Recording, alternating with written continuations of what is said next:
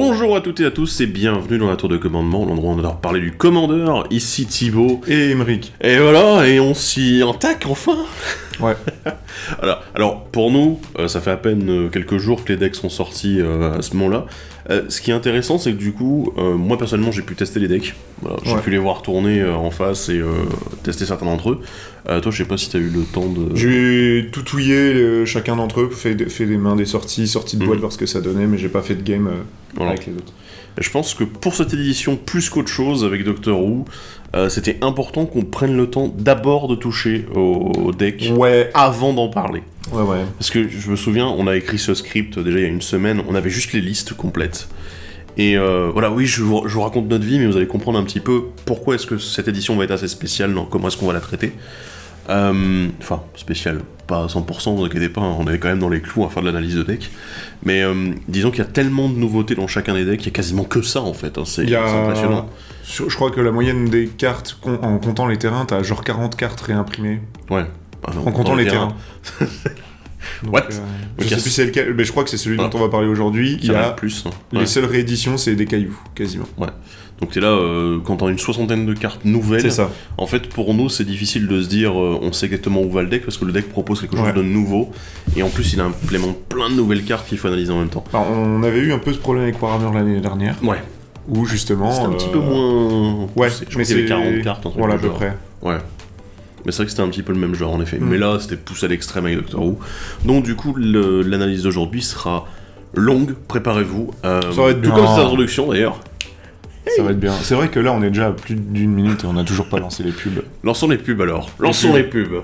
Et voici venir la phase de pub durant laquelle nous allons vous rappeler d'aller nous suivre sur les différents réseaux sociaux, sur Facebook, sur Twitter et sur Instagram, pour avoir toutes les news, toutes les infos de la tour de commandement, savoir quand est-ce que les vidéos sortent, mais également savoir quand est-ce que nous réalisons les différents lives sur Twitch. Et si jamais vous ne pouvez pas assister au live, vous avez les archives de la tour de commandement pour voir les replays de ces live Twitch. Nous en profitons également pour remercier les tipeurs de la tour de commandement. Sans eux, rien ne serait possible, car ils nous soutiennent financièrement chaque mois ou ponctuellement et nous permettent de continuer à investir dans les différents projets de la tour. Donc un grand merci à eux, et si jamais vous souhaitez les rejoindre, c'est dans la description de la vidéo. Bon, aujourd'hui on va s'attaquer du coup au premier deck de Doctor Who, et comme je suis un fan et que je respecte l'ordre chronologique, et bien du coup nous allons commencer par le deck Retour vers le passé. Alors je l'ai vu nommer Voyage vers le passé à certains endroits, mais Blast from the Past. Blast from the Past. Ce qui du coup, en anglais. Genre, pas vraiment de vraie traduction. Bah voilà. Mais bon, voilà. Mais du coup, ce deck aborde les 8 premiers docteurs, les vieux docteurs, ceux qui sont sortis de 1963 à 1989. C'est ça. Pardon, pas 89, puisqu'il y a également le film dedans, avec le 8ème docteur. Du coup, 95, 97, j'ai oublié quelle année il est sorti. Mais voilà, 97, il me semble. 29 saisons. Voilà. Pour ça que ça intéresse, il y a 29 saisons. Donc, autant vous dire qu'il y a beaucoup de choses à aborder, et surtout... je pense qu'on va l'aborder tout de suite. Oui. Alors, c'est un deck blanc-bleu-vert. On va vous donner les mécaniques tout de suite. C'est historique. Et, alors donc, historique, donc du coup, on retrouve les légendaires et les sagas, beaucoup mis en avant. Pas vraiment les artefacts. Ça, on y reviendra un peu après, au courant de la vidéo. Et également, il y a une autre sous-stratégie. Ce sont les jetons artefacts. Ouais. Parce qu'on retrouve notamment les indices et les nourritures qui sont présents. C'est beaucoup accès jetons artefacts non trésors. Voilà. Et ce qui est étonnant, on en parlera plus longuement dans le bilan, mais c'est que ces deux stratégies sont bien imbriquées dans le deck. Et ça travaille bien ensemble, c'est de la synergie dans tous les sens. Voilà. Et c'est aussi pour ça que du coup on a mis un petit peu de temps à les sortir, parce que il faut réfléchir. On n'allait pas juste lire les cartes et faire « Ah, c'est bien ça !» Là, il faut creuser un peu la tête, parce qu'ils ont vraiment... pousser le design, et en fait de ce que je savais, quand tu regardes les personnes qui sont occupées du design des 4 produits, c'est des gens qui sont amoureux de la série, et ça se voit en fait, enfin clairement, tout est bien foutu, donc bon bref, on va en parler. C'est ce qui nous intéresse, quoi. Du coup on va aborder les différents commandants qui sont très nombreux pour ce deck, parce qu'on a tous les docteurs, on a des personnages centraux, mais on a également les compagnons du docteur, qui sont en fait une sorte de partenariat avec tous les docteurs, en fait. C'est ça. Du coup, vous mettez le docteur plus un compagnon, et en fait, du coup, les deux peuvent être en command zone, etc. C'est ça. Ça fait une combinaison. Ce qu'on va faire pour cet épisode, exclusivement, on l'abordera différemment pour les 2 prochains decks, où il y a moins de docteurs, donc moins de compagnons. Là, il y en a beaucoup trop. Je veux dire, c'est une catastrophe. Aujourd'hui, on va aborder les docteurs dans un premier temps, les compagnons ensuite, puis les autres personnages légendaires, du coup, j'aime bien, je parle de personnages, non pas de créatures. On voit l'abus de langage. Il y a une créature. Voilà, mais il y a une créature non légendaire dont on parlera très longuement, je pense, aussi. Mais en gros, on va vous parler de tout ça individuellement, et surtout, en fait, par rapport à ce que ces cartes-là apportent à la stratégie du deck, et non pas les combinaisons qui sont en gros designées entre le docteur et son compagnon de l'époque, etc. Parce que ça serait trop compliqué, et surtout en fait il faudrait également qu'on aborde les combinaisons qui sont atypiques, en fait, qui sont pas celles prévues de base. Qui sont pas celles du lore. Mais le problème c'est que vu qu'on a déjà 8 docteurs, plus je crois qu'il y a genre 12 compagnons, quelque chose comme ça. Je ne sais plus. 12 ou 14 compagnons dans le deck, ça fait quand même beaucoup de... Mais il y aura un truc à part. Hein. Ouais. Mais de toute façon, là, aujourd'hui, on peut pas le faire, en fait. On va devoir faire un crossover, en fait, entre les 4 decks, puisqu'il y a aussi un compagnon dans le deck des méchants. Et on va devoir faire un crossover. On va vous faire une grosse vidéo en faisant les docteurs avec les compagnons intéressants, etc. Les combinaisons et qu'est-ce que ça peut te donner. Parce que pour l'avoir déjà testé en live, voilà, parce que ceux qui m'ont suivi en live savent que hier, j'ai fait un deck autour de Doctor Who, et en changeant le compagnon, tu peux changer complètement l'orientation du deck avec le docteur. C'est un truc de fou. T'es là... Donc bon, on a du boulot. Et on y va. C'est parti. Après cette très longue introduction du jour. Let's go, et évidemment on va commencer dans l'ordre. On va commencer avec le premier docteur, une créature légendaire Time Lord et Docteur qui est 2/2, qui coûte 3, dont un blanc et un bleu. Quand elle arrive sur le champ de bataille, cherchez dans votre bibliothèque et ou votre cimetière une carte appelée Tardis, révélez-la et mettez-la dans votre main. Si vous cherchez dans votre bibliothèque, de cette manière, mélangez. À chaque fois que vous lancez un sort avec la cascade, mettez un marqueur +1/+1 sur une cible, artefact ou créature. Et du coup, ce premier docteur va donc aller chercher le Tardis. C'est un artefact véhicule pour 2 qui est une de 4, il a le vol, pilotage 2, et à chaque fois que le Tardis attaque, si vous contrôlez un Time Lord, le prochain sort que vous lancez ce tour-ci à la cascade, et vous pouvez transplaner. Oui, parce que, y a un truc qu'on vous a pas dit. C'est que... Mais on a complètement zappé, mais c'est vrai. Les decks Commander Doctor Who viennent en pleine chaise. Vous avez donc 10 plans par deck, et une carte qui permet d'ajouter le transplanage, c'est le Tardis. Grosso modo, voilà. Il y a du pleine chaise, vous en faites pas, on parlera des plans. On parlera des plans aussi, parce qu'ils sont tous nouveaux en plus. C'est ça, hein, voilà, c'est donc c'est... Ouais. Donc... Que dire ? Alors, d'un point de vue purement inscrit dans son œuvre, ça fait ce que ça fait. Le premier docteur prend le Tardis et se casse. Ouais, en effet. Donc là, c'est ce que ça fait. Et bon, après, lancer les sorts avec la cascade, c'est pas vraiment la mécanique de notre deck. Ouais, en fait, le premier docteur, il synergise très bien avec le Tardis, mais c'est la seule chose avec laquelle il synergise vraiment dans le deck. Ouais. Mais... On en parlera parce qu'en fait, putain, je me demande si on aborde les decks de la bonne façon à ce rythme-là. Mais en fait, avec d'autres commandants qui jouent en blanc-bleu, dans les autres decks, ça fonctionne. Voilà. Et c'est ça qui est assez dingue. C'est que du coup, il y a un crossover entre les différents decks qui peut se faire en mode... allez hop. Ouais. Et honnêtement, moi, je le trouve bien pour ce qu'il veut faire. Alors, certes, dans le deck... il est pas à sa place, on est d'accord. Il y a juste le côté Tardis qui est très marrant, etc. C'est c'est très lore friendly, mais derrière l'autre côté, le premier docteur il est pas à sa place dans ce deck-ci. Mais je le trouve intéressant parce que la cascade en fait ça reste quand même... Le Tardis est fort. Le Tardis est fort, voilà. Il est pas absolument fort parce que il donne la cascade au prochain sort, il permet de transplaner si jamais il faut que tu aies un docteur. Voilà. Il faut que tu aies un Time Lord. Du coup ce qui fait qu'il est aussi synergique avec le maître. Ah, cool. Et ça, c'est oui, en même temps. Du coup, tu peux t'amuser un petit peu. Il est synergique avec tous les Time Lords qu'on a, parce qu'il n'y a pas que le maître qui est présent et le docteur qui sont présents dans le... Il y en a d'autres. Alors, on en parlera, mais honnêtement, ça marche plutôt pas mal. Le côté cascade, en fait, en blanc-bleu, mine de rien, c'est quelque chose qu'on retrouve, ça existe. Alors évidemment, il faudrait les rouges avec, mais bon, ça, on en parlera. Ce qui est très drôle, c'est que tu peux mettre grâce au docteur, tu peux mettre des marqueurs +1/+1 sur des artefacts. Oui, ce qui est très bizarre. Tu peux, pour booster ton Tardis. Booster les véhicules. Pourquoi pas. Bon. Enfin, je véhicule. Wow, non. Premier docteur dans Shurikai. Let's go. En vrai, on est parti. En vrai, ça peut fonctionner. T'es dans les bonnes couleurs, tu peux aller rechercher un autre véhicule. Ouais. Enfin, je dis Shurikai, mais enfin voilà, elles auraient ce véhicule, quoi. Pourquoi pas? Et pas mal du tout, honnêtement, ouais. Pour son propre deck. C'est ça. On passe au second docteur, enfin qui s'appelle le deuxième docteur, créature légendaire Time Lord des docteurs, c'est une 2/4 qui coûte 2, un blanc et un bleu. Il n'y a pas de limite au nombre de cartes dans les mains des joueurs. Et il est très aimable à vous. Au début de votre étape de fin, chaque joueur peut piocher une carte. Chaque adversaire qui fait ainsi ne peut pas vous attaquer ou attaquer des permanents que vous contrôlez pendant son prochain tour. Politique, pilo fort de l'enfer. Ah ouais, là c'est vraiment le côté politique. Oh, c'est Quain tiers, quoi. Après, moi je préfère ça, tu sais, aux créatures qui donnent des marqueurs plus 1 plus 1. Ouais. Voilà, parce que tu sais là, bon, c'est piocher une carte, ça va, quoi, c'est intéressant, bien sûr. Mais au moins, c'est pas de la force qui reste sur le long terme. Mais ouais, non, il est politique. Honnêtement, il correspond vraiment au personnage dans la série, donc je comprends un petit peu ce côté-là, ce côté politique, pilo forte. Il est bien dans cet aspect-là, en effet. Okay. De toute façon, honnêtement, les docteurs blanc-bleu qu'on va aborder, beaucoup ressemblent à cette méthode-là. C'est le côté très group hug, en fait, un petit peu, d'une certaine façon. Group hug, pilo forte politique, ça fonctionne plutôt pas mal. Et alors après, dans le deck ici... Mais c'est une créature légendaire. C'est une créature légendaire, il apporte quand même une plus-value assez intéressante, puisque bon, dans tous les cas, vous piochez une carte. Voilà. Donc, c'est quand même assez sympa, mais c'est pas un docteur qui casse des briques tout seul dans le deck, quoi. Voilà. On passe ensuite au troisième docteur, quelle surprise. Une créature légendaire Time Lord et docteur, qui est 2/2 et qui coûte 4, dont un vert et un bleu.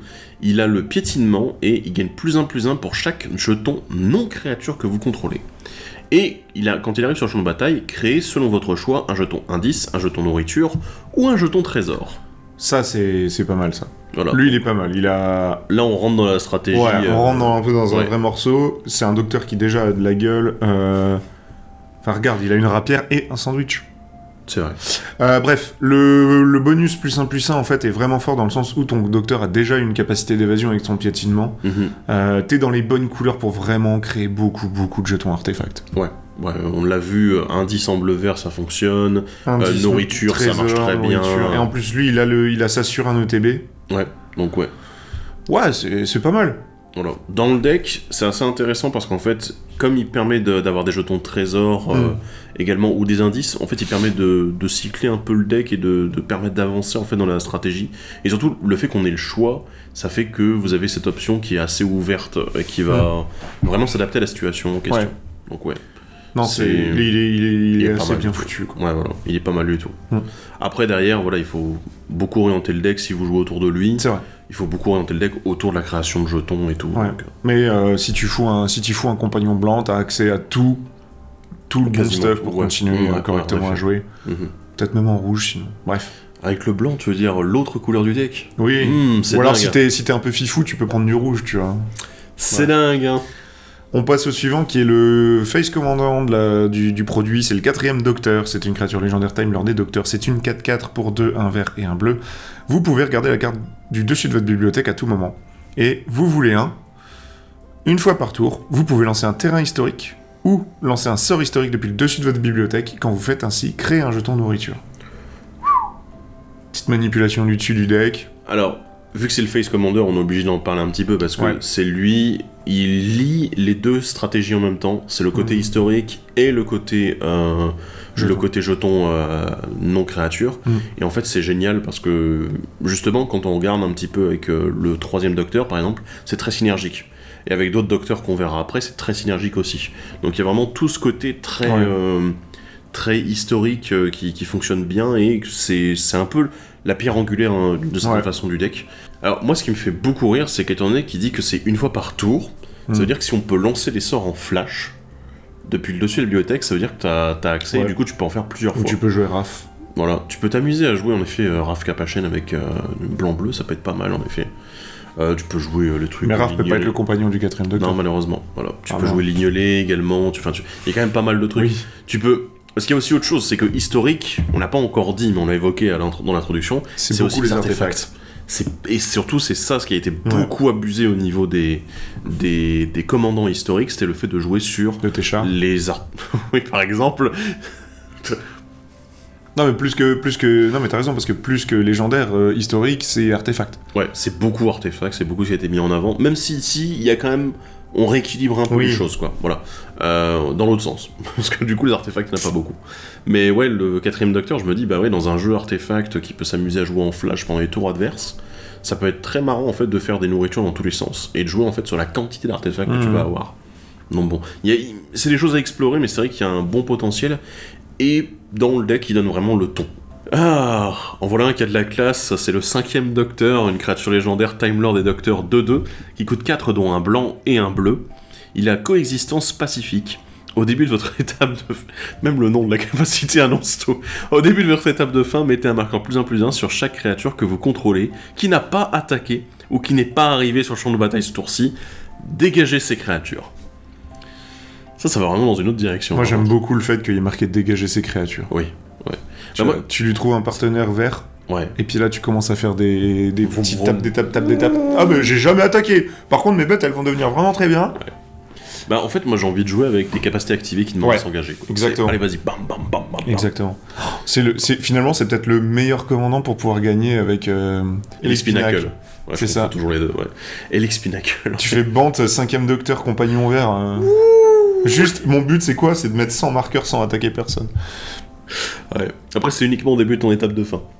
Oui, mais regarde, voilà, tu mais bon, t'engages, tu fais d'étape, étape de fin, tout se dégage, et vu que t'as une sideboard news, bah, tu pourras recommencer quand même. Tu joues avec Marwyn et Selvala qui font en fonction de la force de tes créatures. Stop, allez, on arrête. Hop.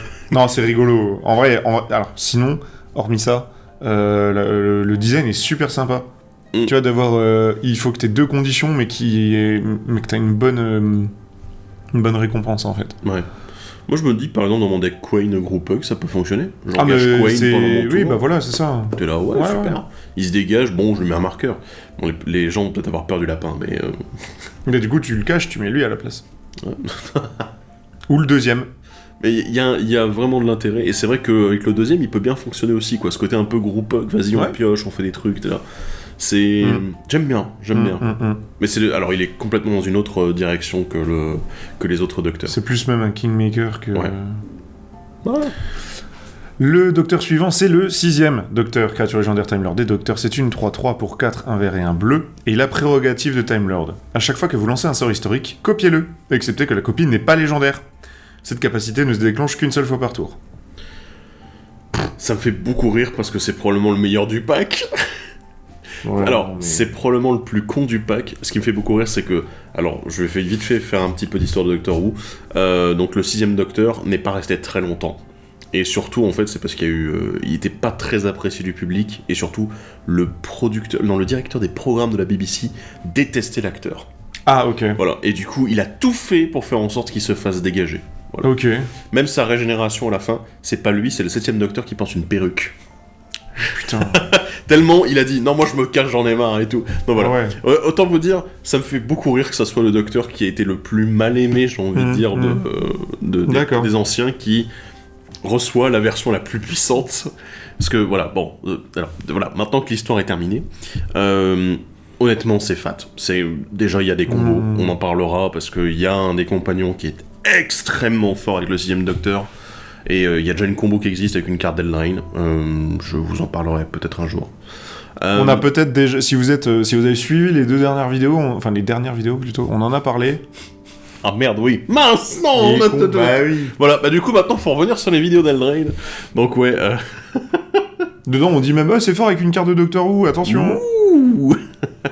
Voilà, mais le 6ème Docteur est assez con. Alors, du coup, moi je me dis, sort historique, qu'est-ce que tu fais? Tu fais les légendaires? Tu peux faire légendaire, ça peut être cool parce que... Moi, je suis chaud sur Sakashima, 6ème Docteur et... Oh, ouais. Et des trucs genre Strionic Resonator, en fait, t'essaies de copier les capacités... En fait, déjà t'as envie de le jouer clone, quoi. Ouais. Parce que tu vois, genre ça se déclenche qu'une seule fois par tour, mais tu peux la copier la capa. Déjà, ouais, enfin, comme tu dis, t'as envie de jouer les deux Sakashima. Oui. Et t'as envie d'avoir au moins 4 6ème Docteur. C'est complètement con. Tu vois. En fait, t'envahis le board avec quelques cartes. Ouais. Alors après, enfin... Ça, c'est le mode c'est rigolo et c'est explosif et machin. Et après, par contre, tu peux la jouer vénère artefact. Je joue Sol Ring, j'ai 4 6ème Docteur. Tiens, j'ai 10 mana incolore. Pardon. Mais ça peut être très amusant, en fait, là-dessus. Après, il coûte cher. Je veux dire, T'es en Simic, on sent quand même que... T'es en Simic, tu t'en on sent quand même que les commandants les plus forts sont souvent les plus chers dans ces decks. Oui, parce que le premier, c'était beaucoup équilibré. Il veut juste chercher un Tardis et du coup il coûte 3, voilà. Mais ouais, le 6ème Docteur, il est fat. Alors après, je me dis, tu peux jouer avec des copies d'artefacts, tu peux jouer avec copies légendaires en faisant en sorte d'avoir des trucs un petit peu concon, des combinaisons un petit peu débiles. Donc ouais, honnêtement, là-dessus... Il y a bien, beaucoup trop de bonnes choses à faire. Et évidemment, tu peux jouer avec les copies des sagas, ce qui peut être super intéressant, et évidemment, ce qui est la combo en question.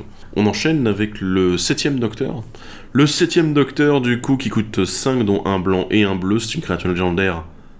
Time Lord. Et Docteur. Et qui est une 3-6. Et à chaque fois que le 7ème Docteur attaque, choisissez une carte dans votre main. Le joueur défenseur devine si la valeur de mana de cette carte est supérieure au nombre d'artefacts que vous contrôlez. S'il n'a pas deviné juste, vous pouvez la lancer sans payer son coût de mana. Si vous ne lancez pas un sort de cette manière, enquêtez. On dirait une carte de ouais, on dirait un unset, quoi. C'est génial. Mais du coup, il se passe quoi s'il a juste rien? S'il a juste, du coup, tu ne lances pas un sort de cette manière, donc du coup, tu enquêtes. Ah oui. Donc en fait, c'est soit t'enquêtes, soit tu peux lancer la carte ou enquêter. Gratuitement. Okay. Voilà, t'es là. Wow. Ouais, c'est rigolo. Ah bah j'aime bien le Après, il a des contrôles autour de ça. Coup de 5, donc t'as intérêt à ce que ce soit bien. L'avantage, c'est qu'au moment où tu le joues, si t'as bien monté ton deck, t'auras déjà au moins 3 artefacts en jeu, quoi. Après, ce qu'il faut essayer de faire, je pense, c'est de réussir à tomber, par exemple, à 4-5 artefacts. Et de faire en sorte que tu sois un peu au milieu. Parce que comme ça, t'es là, si jamais par exemple, j'ai 5 artefacts, si jamais c'est plus et que l'adversaire dit bah non, c'est moins, je peux lancer un gros sort. Et si jamais c'est l'inverse, l'avantage c'est que je lance quand même un sort qui peut être assez conséquent à 4 mana. Et ouais, il est mignon. C'est pour ça que l'enquête, en fait, la carte est très logique dans sa façon de se dérouler. C'est vraiment assez intéressant. Après, ce qui est un peu dommage, c'est le fait qu'ils doivent attaquer pour le faire. Il coûte 5 mana. C'est cher. Ouais. Après, tu peux jouer Reconnaissance dans le pack pour être sûr de le garder en vie. Bien sûr. Ou Maze of It, tu peux Maze of It ton propre docteur. Après, je pense que tu vas jouer beaucoup autour des artefacts. Là, c'est plus le côté historique artefact qui ressort. Même si c'est... Voilà. C'est mignon, c'est pas... Il est sympathique. Tu vas pas faire énormément de value dessus, quoi. Enfin, c'est soit tu joues la carte, soit tu... Bon, pourquoi pas. Ouais. Le dernier docteur du pack, c'est le 8ème docteur, créature légendaire, Time Lord et docteur. C'est une 4-4 qui coûte 4, un blanc et un bleu. Quand il arrive sur le champ de bataille, il met les 3 cartes. Une fois pendant chacun de vos tours, vous pouvez jouer un terrain historique ou lancer un sort de permanent historique depuis votre cimetière. Si vous faites ainsi, il acquiert. Si ce permanent devait quitter le champ de bataille, exilez-le à la place de le mettre autre part. Pas tant à la tête d'un deck, plus en support dans un deck qui est déjà très très historique centré. Ce qui est bien, c'est qu'il peut te permettre de pouvoir te repartir en combo si jamais t'as besoin. Je pense qu'avec le bon compagnon, ça marcherait. Mais en fait, ce qui est étrange, c'est que quand tu regardes les autres commandants historiques qu'on a à côté dans le deck, en fait, c'est pas lui que tu vas sélectionner en premier. À moins que tu te bases sur... Parce qu'il y a aussi autre chose, hein. Il y a un compagnon noir qui existe. Hein. Oui. Tu peux jouer Esper Automeul, réanimation légendaire. Hein. Tu peux. Tu peux, oui. Du calme, là. Ouais. Mais c'est... Honnêtement, moi je le trouve assez intéressant dans l'effet. Mais derrière, c'est vrai que c'est très historique. Tu peux t'amuser à jouer avec la réanimation artefact et tout. Après, il coûte 6. Je pense qu'il y a quelque chose qui nous échappe. Parce que pour moi, il n'aurait pas fait si cher si c'était si mauvais. Enfin, c'était si discutable. Et on passe maintenant au compagnon du docteur. Va y avoir beaucoup de choses à dire encore une fois. On va commencer avec la toute première. On commence bien en plus. Barbara Wright, qui est une créature légendaire humain et conseiller, 1-3 pour 2 dont un blanc. Professeur d'histoire, les sagas que vous contrôlez ont la lecture rapide. Au moment où une saga arrive sur le champ de bataille, vous choisissez un chapitre et commencez avec autant de marqueurs sapiens. Les chapitres passés ne se déclenchent pas. Et elle a évidemment le compagnon du docteur. C'est vraiment fort. C'est elle qui est combo. Oui, j'avais compris. C'est ce que j'allais dire de toute façon. Enfin, ça se voit que t'as envie de la jouer avec le 6ème. Ouais. Parce que du coup, tu vas essayer d'abuser des meilleures sagas dans les couleurs là. Si t'as pas envie de jouer les 5 couleurs Good Stuff, Tom Bombadil, machin truc. Pourquoi pas.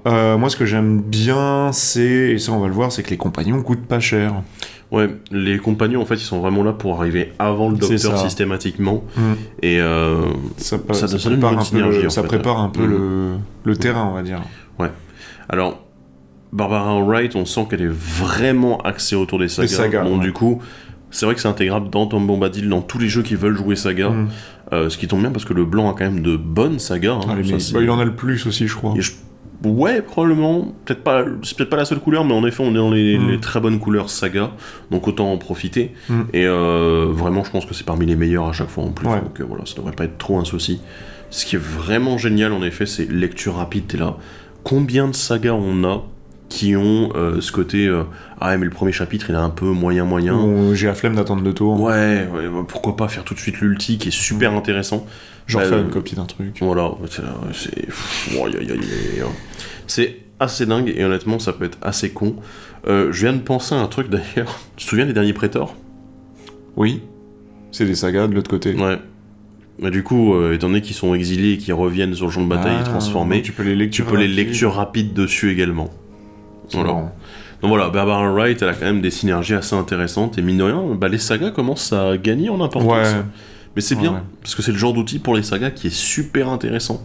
Alors bon, je dis pas qu'il faut monter un deck mono blanc avec elle à la tête, mais pour le moment, mono blanc, ça va être un petit peu léger. Non, en fait, le problème, c'est que c'est aussi un des soucis qu'ont les compagnons du docteur, c'est qu'ils sont bien, mais tout seul, c'est un peu compliqué, quoi. Voilà. Sauf certains, il y a quelques exceptions. Ouais, mais on en parlera au fur et à mesure. C'est c'est assez limité. Je dis pas qu'il y a pas. Par contre, tu vois, à l'inverse, certains docteurs tu peux te dire complètement, je le joue seul en fait. Ouais. T'as pas forcément besoin du. Mais bon, pourquoi se priver, hein. Le compagnon suivant, c'est Ian Chesterton, qui est aussi une créature légendaire humain, scientifique. C'est une 2-3 qui coûte 2 et 1 blanc. Il est professeur de sciences. Chaque sort de saga que vous lancez a la duplication. Le coût de duplication est égal à son coût de mana. Compagnon du docteur. On a vraiment envie de les jouer ensemble, ces deux-là. Et on peut pas, c'est ça qui est horrible, putain. Moi, ce qui me fait marrer, c'est que c'était les compagnons du premier docteur. Donc, du coup, d'accord. t'es là, bon, voilà. Bon, vas-y, roule 0, j'ai le droit ou pas? Après, ils étaient 3 à l'époque, hein, donc bon, voilà. Non, ouais, ils sont pas mal, enfin, il est pas mal du tout, Yann, en plus. Je veux dire, duplication, alors... Le truc, c'est que t'as certaines sagas qui sont vraiment très bonnes, qui coûtent vraiment cher. Ouais. 5 mana d'un seul coup, tu te dis, ouais, duplication, c'est cool, mais t'es obligé de repayer le coup, en fait, une seconde fois. Faut vraiment que t'aies bien mis en place ton board et que t'aies vraiment un plan de jeu clair sur tes sagas. Et surtout que t'aies un vrai intérêt, en fait, à jouer avec la duplication, quoi. Après, il y en a certaines, t'es là, bah oui, en effet, avoir une copie, c'est exactement ce que je veux. Tu sais, cette saga de Teros, Beyond Death, qui te permet d'aller chercher des plaines. Une carte de plaine. Ah oui, ouais, en effet, il y a celle-là. Elle coûte que 2. En effet. Tu vois, si tu barbaras Yann, T4, tu peux la jouer 2 fois. C'est mignon, tu vois. Tu me parles de saga blanche de Teros Beyond Death, moi je pense à Elspeth conquiert la mort tout de suite, mais... Oui, bah oui, mais pas du tout la même. Oui, mais tu vois, il faut... En fait, c'est ça aussi le truc, c'est qu'il faut se dire que maintenant, les sagas, on a tellement un panel, on peut faire un peu ce qu'on veut. Donc c'est pour ça qu'il faut quand même vachement réfléchir à dans quel ordre les jouer, mais il est pas dénué d'intérêt, en tout cas, le petit Yann. Non, du tout. Le compagnon suivant, c'est Joe Grant, une créature légendaire humain et soldat, 3-2 pour 3, dont un blanc. Chaque carte historique dans votre main a recyclage pour 3 mana, dont un blanc. Donc vous en défaussez pour 3 mana, dont un blanc, et vous piochez une carte. Chaque fois que vous recyclez une carte, mettez un marqueur +1/+1 sur Joe Grant et compagnon du docteur, bien évidemment. Ouais, alors, on peut se dire, mais tiens, mais c'est bizarre, mais pourquoi recyclage? Eh bien, parce qu'en fait, recyclage en anglais dans le jeu, c'est cycling, et Joe est sur une moto, donc she cycles. Donc on va dire, bah allez, on va faire cycling. Alors que... Pourquoi, genre, pas faire un truc avec le pilotage, ça aurait pu aller, tu vois. Mais non, ils ont décidé, non, on va faire la blague jusqu'au bout, on assume. Une moto, on cycle avant de pilote, donc on fait cycling. Bon. Oh, c'est compliqué. Hein. C'est compliqué, ouais. Après, voilà, sinon, je me dis que la carte peut quand même être intéressante, dans le sens où, des fois, quand tu vas jouer...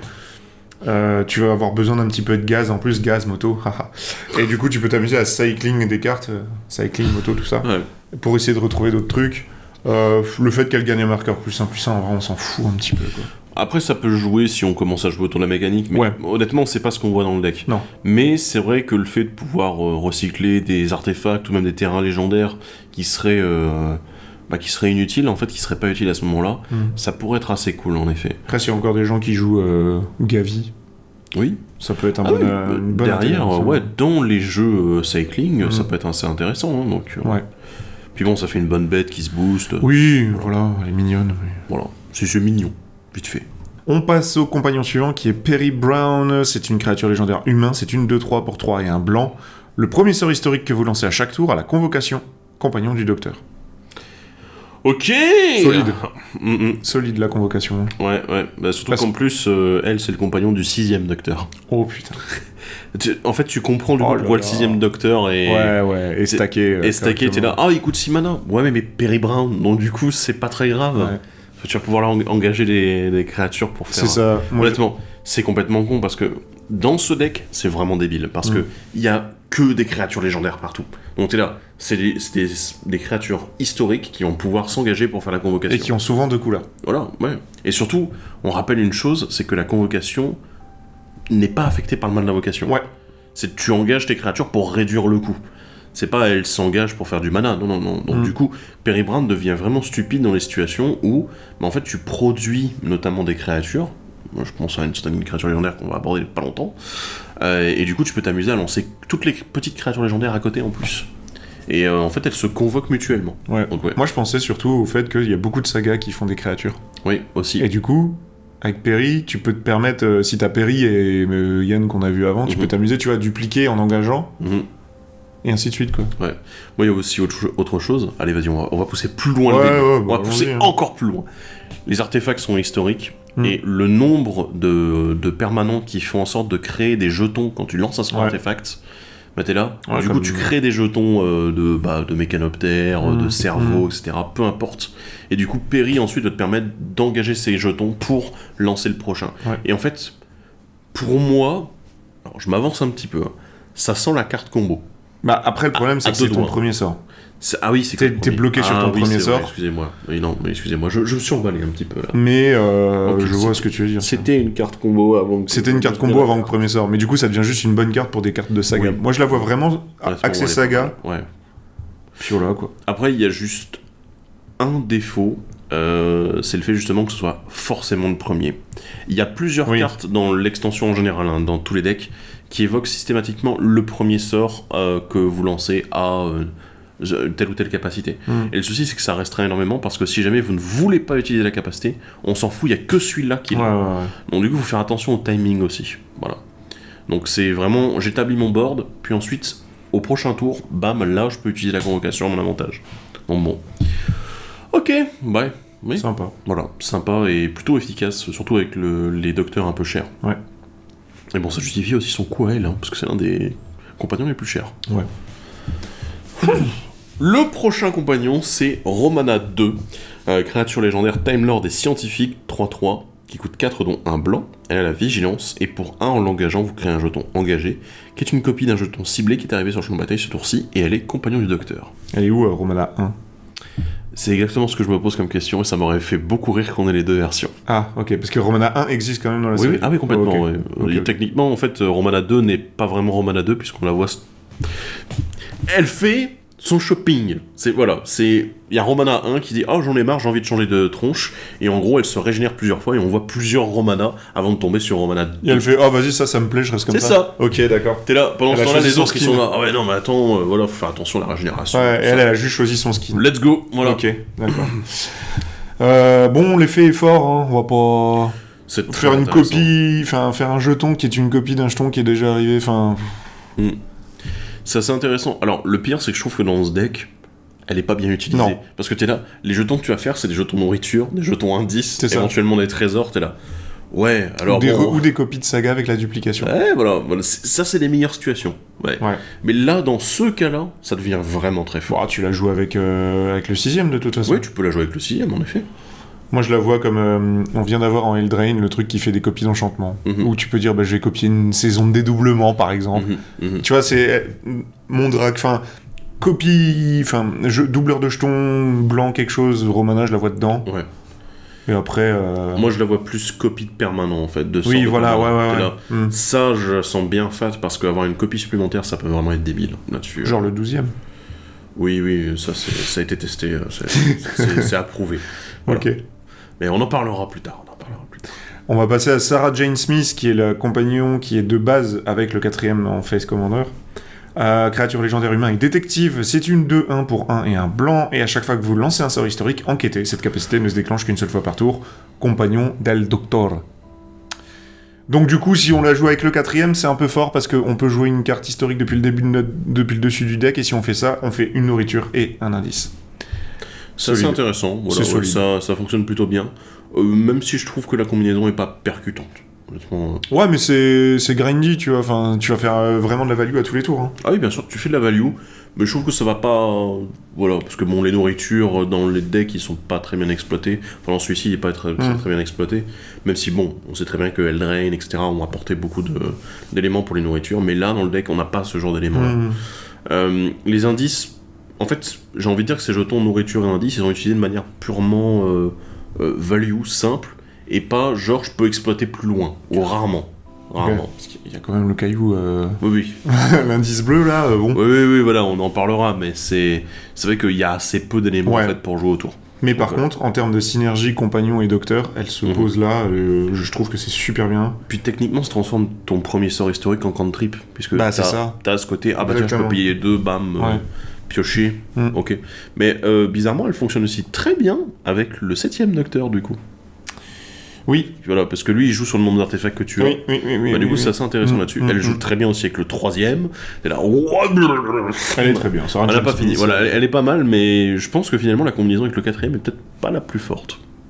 Mais voilà, on en parlera dans la vidéo combinaison Docteur Compagnon, mais ça va être lourd. Le compagnon suivant, c'est Tigan Jovanka, une créature légendaire humain, 2/2 pour 3 non 1 blanc. Et elle a haut les cœurs à chaque fois que vous attaquez. Une créature historique attaquant ciblée gagne +1/+1 et qui a l'indestructible jusqu'à la fin du tour. Et elle a compagnon du docteur. J'aime bien le fait que ce soit une créature historique. Du coup, ça peut être une créature saga, ça peut être une créature artefact. Je vais animer ma saga. Regarde, c'est mal écrit, c'est en italique. Ah, en effet, compagnon du docteur. Je sais pas si sur la carte, j'ai pas regardé si sur la carte physique c'est le cas. Je pense que c'est le cas, en effet, ouais. Bah, go avec le 3ème, hein. Ouais, le 3ème a l'air plutôt fat avec... Parce que du coup, c'est le seul qu'on a vu qui est à peu près, pour l'instant, qui est à peu près axé sur l'attaque. Ouais, il y a le 7ème aussi, mais bon, ouais, il n'y a pas forcément besoin, c'est une 3-6 de base. Donc... à la limite, ça te permet qu'il meure pas, et que tu puisses continuer à jouer avec tes bêtises, mais ouais, Tigan, vraiment, 3ème. C'est à peu près tout. C'est sympa le petit boost d'attaque quand même, indestructible, c'est rigolo, bon, elle coûte 3. Après, ce que j'aime bien, en fait, c'est que je me dis dans un deck Voltron, alors parce que là on sort carrément de Doctor Who, dans un deck Voltron en général, moi je le trouve plutôt bien. Avec un Ishai. C'est là, oui, si tu veux. Mais voilà, c'est vraiment ce côté où, tiens, t'as un truc pour protéger ton commandant si c'est le Voltron. Donc, c'est pas mal du tout. Moi, je l'apprécie, en fait. Je pense que même hors du deck, c'est probablement l'un des commandants qui est le plus jouable dans d'autres decks, en fait. C'est con parce que c'est elle qui est probablement la plus simple, entre guillemets. Mais des fois, les choses les plus simples sont les plus agréables. On va passer au bleu et on va parler d'Adric, le génie en mathématiques. C'est une créature légendaire humain et artificier. C'est une 1/1 pour 1 et un bleu. Pour 2 et un bleu, on peut l'engager pour copier une capacité activée ou déclencher ciblée que l'on contrôle. On peut choisir de nouvelles cibles pour cette copie. Et il a ultime sacrifice. Pour 1 et un bleu, on peut le sacrifier pour contrer une capacité activée ou déclenchée ciblée. Et il a Compagnon del Doctor. Allez, un peu de contexte. Ouais. Allez. Quand tu m'as raconté l'histoire, j'ai fait c'est quand même très très con. Adric est un petit génie que le 5ème docteur va rencontrer dans ses aventures. Et le truc, c'est que c'est vraiment un compagnon. Je pense que c'est le compagnon que les gens ont le plus détesté. Plus que Clara Clara, il y avait du bon et du mauvais. Non, Adric, c'est vraiment, les gens ne le supportaient pas. C'était un gamin, et c'était juste insupportable. Tu pouvais plus voir sa tronche, tu pouvais plus le voir, parce que le personnage avait été écrit de manière à être quasiment... je vais pas dire un némésis, mais en gros, c'était systématiquement, il essayait d'être meilleur que tout le monde, y compris que le docteur. Et c'était un génie, en effet. Mais le truc, c'est que justement, comme vous le voyez actuellement sur la carte, c'est le moment où il va mourir, puisque... en gros, à un moment, il intervient du coup dans un vaisseau spatial et il essaye de détourner le vaisseau spatial de son objectif, c'est-à-dire il va s'écraser sur la Terre, parce qu'il est défaillant. Et c'est à l'époque des dinosaures, voilà. Donc vous avez compris un peu le rapprochement, voilà. Okay. Et le truc, c'est que Adric dit non, mais je peux le réparer et tout, y a pas de problème. Et puis finalement, non, il peut pas, parce que justement l'un des Cybermen qui est dans le vaisseau défonce les commandes et du coup l'empêche de le réparer. Et lui, il est dedans, coincé en direction de la Terre. Et il s'est écrasé avec les dinosaures. Il s'est écrasé et honnêtement, tu vois la tronche à la fin, t'es là. Oh fuck. Ok. Non bon. Du coup, ultime sacrifice. Ok. Qui n'était pas prévu, bien évidemment. Oh, bon. C'est rigolo. Très drôle. Et honnêtement, ouais, ça me fait beaucoup marrer de voir qu'ils ont mis le moment de sa mort en tant qu'illustration. Parce que il y a un manque de respect total, là. Donc, voilà. Ensuite, désolé, hein, je raconte beaucoup d'histoires, mais j'aime bien, donc il y a des choses à raconter. Mais Adric... La carte est cool, hein. Ouais, honnêtement, il est pas mal du tout. Hein. Alors honnêtement, moi je n'ai pas vraiment envie de le sacrifier. C'est marrant. Mais j'ai pas vraiment envie de le sacrifier quand je vois la capacité en fait qui est proposée. Ouais. Surtout qu'il fonctionne très bien avec le 6ème Docteur, on l'a vu. Il fonctionne très bien éventuellement. Alors ce qui est marrant, c'est que je suis en train de me remarquer un truc. Il est bleu. Oui. Il n'y a pas de Docteur blanc-vert dans ce deck. Non. Pas dans ce deck. Non, parce qu'ils sont tous bleus. Oui. Donc ouais. Mais il y a des decks où il y a des docteurs qui seront pas bleus. Ouais, bien et sûr. où il irait bien dedans. Ouais. Mais c'est assez dingue. Donc du coup, ça veut dire que c'est un des compagnons en fait qui est presque inutile. sauf si t'as envie de te limiter à 2 couleurs. Bien sûr. Mais en tout cas, il donne pas une couleur supplémentaire. Oui, voilà, quoi. c'est ça. Mais c'est vrai que je me dis, dommage. Là-dessus, ouais, dommage. Eh ben, dommage. Encore dommage. Ah ouais, putain, merde. Ouais. Il a vraiment pris dans la gueule, le pauvre. Ouais. Honnêtement, il fonctionne avec beaucoup de... Oui, parce qu'il y a beaucoup des docteurs qui essaient des capacités déclenchées ou activées, t'es là, tu regardes, tu fais vite la liste, ils en ont tous, quoi, t'es là...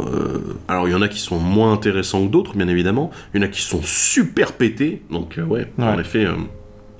Et encore, là, on parle que des capacités déclenchées des docteurs, parce que t'as aussi d'autres créatures légendaires qui pourront en avoir... les compagnons et tout, ouais, ça peut être très intéressant. Donc ouais, non, le perso est nul, mais la carte est bien, quoi. Ouais. On continue avec le meilleur dogo du monde, K9 Mark I, une créature artefact légendaire robot et chien. S'il vous plaît, adoptez-le. C'est une 1-1 pour 1 bleu. Il a négatif tant que K9 Mark I est dégagé, les autres créatures légendaires que vous contrôlez ont la parade 1. Et il a affirmatif, qui coûte 2, dont un bleu et en engageant, et une créature légendaire ciblée ne peut pas être bloquée ce tour-ci, et il est compagnon du docteur. C'est ce que t'attends d'un compagnon, en fait, c'est du soutien dans les deux cas, ça protège, ça permet d'attaquer. Il protège, il attaque, tu vois, enfin... Ils ont réussi à refaire le même du chien, mais sur une carte. Ouais. C'est mignon. Mais c'est assez intéressant parce que tu regardes, tu te dis, ça me rappelle beaucoup les familiers qui avaient encore dans les gens. Ah là, ouais, là, il a une bonne tête de familier. Ouais, voilà. Effectivement. Après, bon, tu vois que il peut pas cumuler le négatif et l'affirmatif. Oui. Voilà. C'est... Ah non, on peut pas avoir parade 1. Alors... À moins que... En bleu, on peut dégager des créatures. À moins que tu l'utilises avec le 5ème docteur qui... Mais non, c'est en fin de tour. Qui dégage en fin de tour. Bah oui, mais on s'en fout. Oui. Voilà. Bon, l'idée, c'était de rendre de la créature indestructible, jouer un effet, d'étape canine, et après t'attaquer, quoi. Ok, non, mais voilà, il fait du gros soutien comme Tigan le faisait avant, donc voilà. C'est un bon compagnon, en tout cas. Ouais. Et honnêtement, pareil, hein, pour les decks Voltron qui veulent jouer autour d'un commandant assez agressif, c'est exactement ce que vous souhaitez. Alors après, c'est en bleu. Non, mais souvent, tu vois, parade 1, le 1, en fait, parade 1, maintenant, ça semble normal, mais 1, c'est souvent, genre, pile ce qu'il faut pas qu'il y ait en plus, quoi. Bah, c'est le genre de calcul qui fait chier les adversaires, quoi, tout simplement. On continue avec Nissa de Traken, donc c'est pas la Nissa qu'on connaît, c'en est une autre, c'est une créature légendaire humain et scientifique, c'est une 3-4 pour 3 et un bleu. Il n'y a pas de limite au nombre de cartes dans votre main, et amplificateur sonique. À chaque fois que Nissa attaque, sacrifiez X artefacts. Quand vous sacrifiez au moins un artefact de cette manière, engagez X créatures ciblées, et piochez X cartes. Et compagnon du docteur. Pourquoi ? Bah parce que les jetons artefacts dont on parlait... Oui, il faut bien en faire quelque chose, oui, mais... C'est probablement l'un des seuls vraiment pay-off sur ces jetons artefacts. Il est pas mauvais, hein. Il est pas mauvais du tout parce que ça permet d'engager les bloqueurs et ensuite derrière de piocher les cartes. Ce que je veux dire, honnêtement, si je devais utiliser mes jetons indices d'une certaine façon, je préférerais les utiliser pour ça, en me disant je peux bourrer avec, et en plus je pioche mes cartes directement sans avoir à payer de coup de mana. Ouais. Donc là-dessus ça fonctionne plutôt pas mal. Après, bon, dans un jeu indice ça fonctionnera, c'est en bleu donc c'est des bonnes couleurs, donc très bien. Est-ce que je la mettrai à la tête de son deck ? Probablement pas, à moins que tu veuilles jouer avec le sacrifice d'artefacts. De manière générale. Ouais. Voilà. Les artefacts qui ont un effet à la mort, enfin quand ils sont mis au cimetière, etc. Ça peut fonctionner, quoi. Regarde où va ton simulacre solennel. Moi je le mettrais avec le 3. Ouais. En effet. Je pense. Là avec le 3ème, elle serait bien. Ouais. Mais du coup, cette bloc était limité à Simic. Oh, zut. T'as pas accès à une 3ème couleur, t'as que Simic. C'est dommage. Oh, c'est dommage. Non, mais elle est pas mal du tout. Ouais. On a ensuite Ace, rebelle intrépide. Oh, cette tronche. pas bien réussi, honnêtement, désolé à l'artiste, mais là... qui coûte 4, dont un vert, créature légendaire, humain et rebelle 2-2. Elle a Nitro 9, à chaque fois qu'Ace, rebelle intrépide attaque, vous pouvez sacrifier un artefact. Oui, tu compares un peu, hein. Il compare. Donc voilà. À chaque fois que Ace, rebelle intrépide attaque, vous pouvez sacrifier un artefact. Quand vous faites ainsi, mettez un marqueur +1/+1 sur Ace, rebelle intrépide, puis elle se bat contre jusqu'à une créature ciblée que le joueur défenseur contrôle. Et elle a compagnon du docteur. Bah, on voilà un autre de payoff pour tes artefacts. Bien sûr, voilà. Le fait d'avoir un anti-bet... Uniquement l'attaque. Ça, c'est... Ouais, mais ouais. t'as vu, c'est pas grave. Ouais. Ça va, quoi. Enfin... Après, les synergiques avec le 7ème docteur, qui est son docteur de base, avec ce côté, ah bah tiens, je crée des artefacts, mais en même temps, je peux les sacrifier pour limiter le nombre d'artefacts que j'ai en jeu, quoi. Donc, ouais. Non, sympa. C'est mignon. C'est très mignon, le fight est assez intéressant. Ouais. Ça peut être très intéressant avec certains commandants, d'ailleurs. Donc, Le suivant, c'est Jamie McCrimmon, créature légendaire humain et guerrier. C'est une 2-2 pour un vert et 2 incolores. Il a le piétinement, et à chaque fois que vous lancez un sort historique, Jamie McCrimmon gagne +6/+6 jusqu'à la fin du tour, X étant la valeur de mana de ce sort, compagnon du docteur. Ok, alors... Je le regardais un peu de haut, celui-ci. C'est solide, hein. Je l'ai vu sortir dans un deck, j'étais là... C'est parce que le tour où vous le voyons arriver en 12-12 dans la gueule, je suis là. C'est pas une seule fois, en fait. Oui, non. En fait, il y a ce truc-là, on s'est habitué à voir des trucs qui... L'effet se fait qu'une seule fois par tour. Ouais. Jamie, non. Il n'y a pas de limitation. Il n'y a aucune limite. C'est honnêtement, vraiment... Moi, je l'avais regardé de haut, la première fois quand on a écrit le script, j'étais là... Ouais, bon, ça voilà, va. c'est un truc un peu bourrinos. Comment ça, il piétine Comment ça, c'est tous les sorts historiques Ah non, mais je l'ai vu sortir, t'es là, quand tu le vois 12-12, 13-13 qui arrive à t'attaquer, je suis là... Oh bah ça va vite. Vache. Ah ouais, mais ça va très vite, hein. Parce que tu lances quelques sorts et puis... Exactement. En fait, ce qui est bien, c'est que, étant donné que dans le contexte du deck, il est super. Parce que comme il y a quasiment que des sorts historiques, eh ben, lui, il en tire un plein avantage. Vous allez vouloir le jouer dans un deck où il y a beaucoup de légendaires, où il y a beaucoup d'historiques, et y aller à fond, quoi. Parce que c'est vraiment très très bon. C'est très aggro. D'ailleurs, je veux dire, si vous voulez faire un mono vert légendaire, coucou Edia, Jamie McCrimmon, ça paraît être quand même plutôt fat. Oh oui. Pour bien tabasser, c'est pas mal du tout. Ah, puis tu peux gueuler Kregantuir quand t'attaques avec, c'est rigolo. La créature légendaire suivante, le compagnon suivant, c'est Lila, guerrière Sevatim. Une créature légendaire humain et guerrier qui coûte 4, dont un vert, elle est 3-3. Et à chaque fois qu'un adversaire pioche une carte, excepté la première qu'il pioche pendant chacune de ses étapes de pioche, mettez un marqueur +1/+1 sur Lila, guerrière Sevatim. Et compagnon du docteur. Eh, c'est fort aussi, hein. Quand tu le joues avec le bon docteur, c'est extrêmement pété, oui. Et même d'un point de vue global, enfin, piocher c'est fort. Ouais. Donc du coup, enfin, Lila, c'est la punition si les mecs piochent trop, quoi. Ouais. Oh, tu mets ça avec un des docteurs en hit-z, tu mets des wheels, et ton but c'est juste de buter quelqu'un avec Lila, quoi. Ou t'as le 2e et le 5e docteur aussi qui... Non, pas le 5e, excusez-moi, le 2e docteur. C'est le 2e, ouais. Ouais, qui fonctionne beaucoup avec ça, donc... Très sympa, Lila. Il lui manque peut-être une évasion.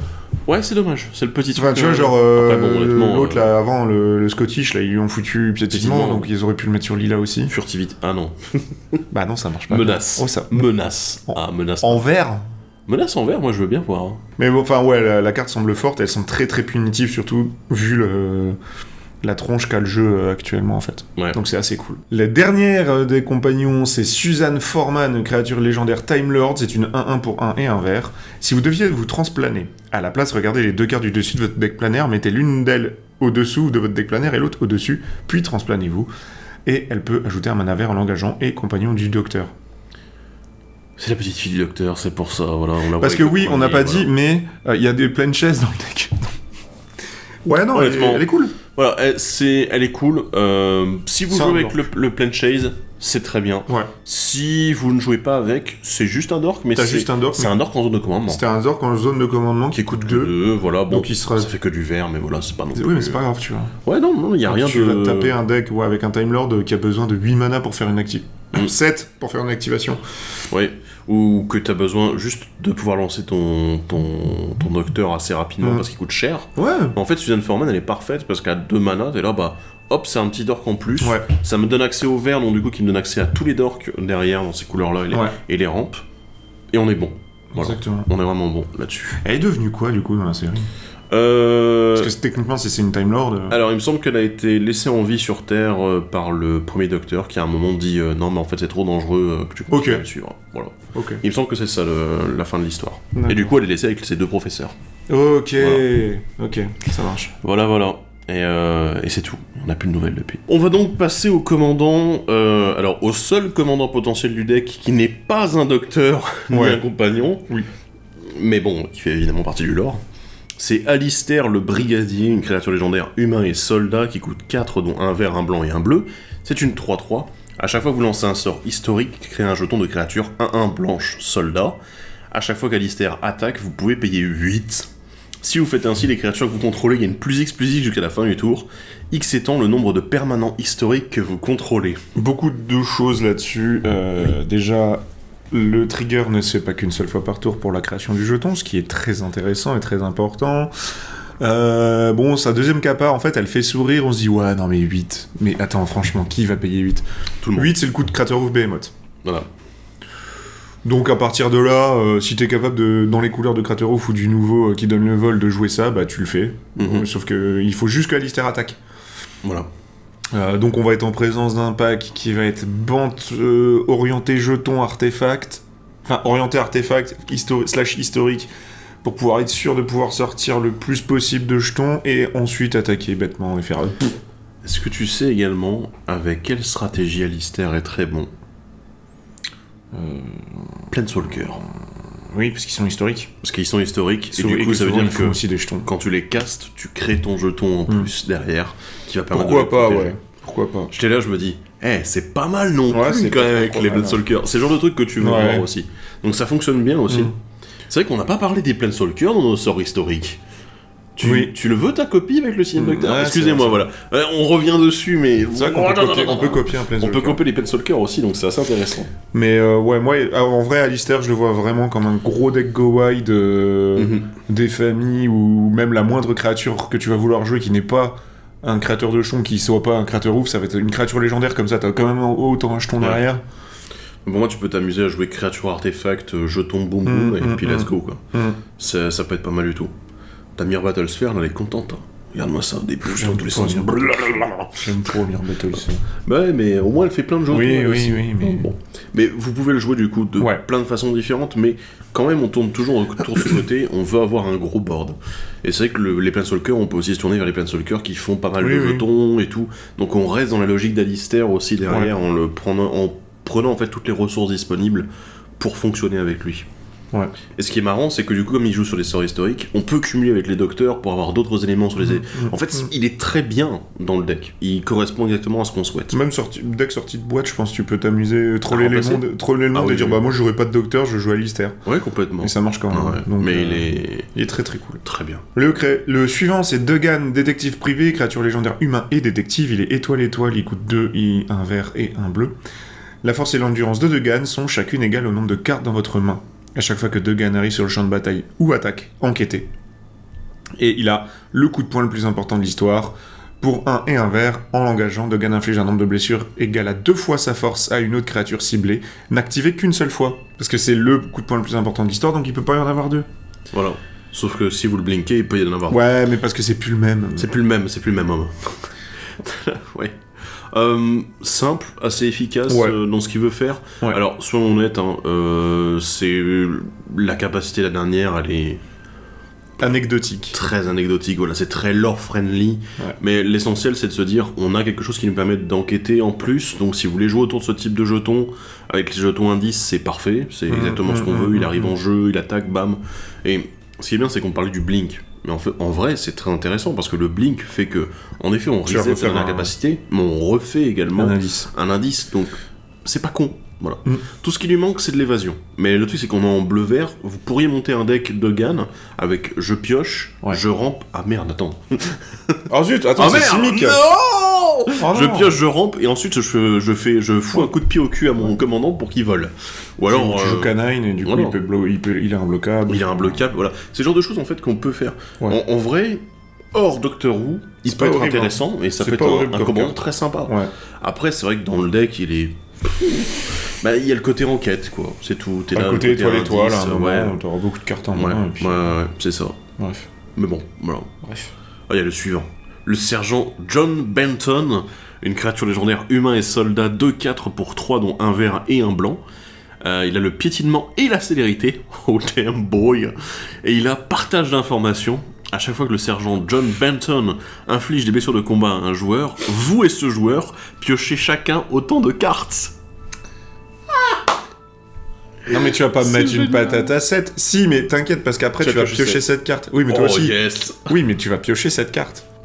Mais moi ça me rappelle, en fait je trouve que c'est le commandant parfait pour, tu sais, pour ces petits deals de faut que j'attaque, faut que je touche quelqu'un pour déclencher ma capacité, est-ce que quelqu'un peut bien me laisser passer là? Bah ouais, vas-y, j'ai besoin de piocher 2 cartes, tu veux piocher 2 cartes aussi? Et tu vas pas piocher que 2 cartes. Si tu joues en tant que commandant, le sergent, t'es un bon vieux Voltron, tu vas avoir ton aide de Sigarda, tu sais, tu vas flasher des trucs au dernier moment pour faire en fait désolé, t'es mort. Par contre, ce qui est très cool, c'est que le sergent John Benton n'est pas bleu. Parce que sinon on aurait eu un très gros problème. Parce que ça aurait été, bah tiens, on va jouer Narset, on va jouer les trucs qui empêchent de piocher ou tu mettais juste une Curiosity en plus de voilà. Non mais elle est... Là, tel quel, il est très bien. Piétinement célérité en plus, c'est cool. Parce que ça te permet tout de suite de faire des choses. Donc j'aime bien. Moi, en tant que commandant, je le verrais bien jouer. Ouais. En mode un peu, je suis un peu tranquille. aggro, mais je suis un peu gros. Ouais, c'est rigolo. Voilà, je compense et tout. Par contre, un peu aggro, mais gros pug. Je te mets une patate, mais je te fais un bisou après. C'est le agro-pug. Non mais tiens, bisous.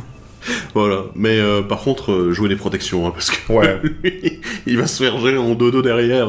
Il y en a dans les couleurs là, il y a ce qu'il faut. Faut tout mettre. C'est terrible.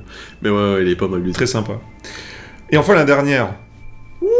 Vrestine, chef des Menoptera. C'est une créature légendaire extraterrestre, insecte et éclaireur. C'est une 0-0 qui coûte X, 2 verts et un blanc. Avec le vol, Vestrine arrive sur le champ de bataille avec X marqueur +1/+1 sur elle. Quand Vestrine arrive sur le champ de bataille, crée X jetons de créatures 1-1 verte et blanche extraterrestre et insecte avec le vol. Et à chaque fois que vous attaquez avec au moins un insecte, mettez un marqueur +1/+1 sur chacun d'eux. Oh, elle est pas bleue ni rouge. Tribal la joue avec mon dieu sauterelle. Tribal insecte. Ah ouais, non, c'est... Tribal insecte, pas mal, j'aime bien. En fait, c'est une reine des frelons en mieux. Bah oui, c'est une... Oui, complètement. C'est pas mal du tout. Moi, je l'aime bien. Elle est cool. Elle est mignonne.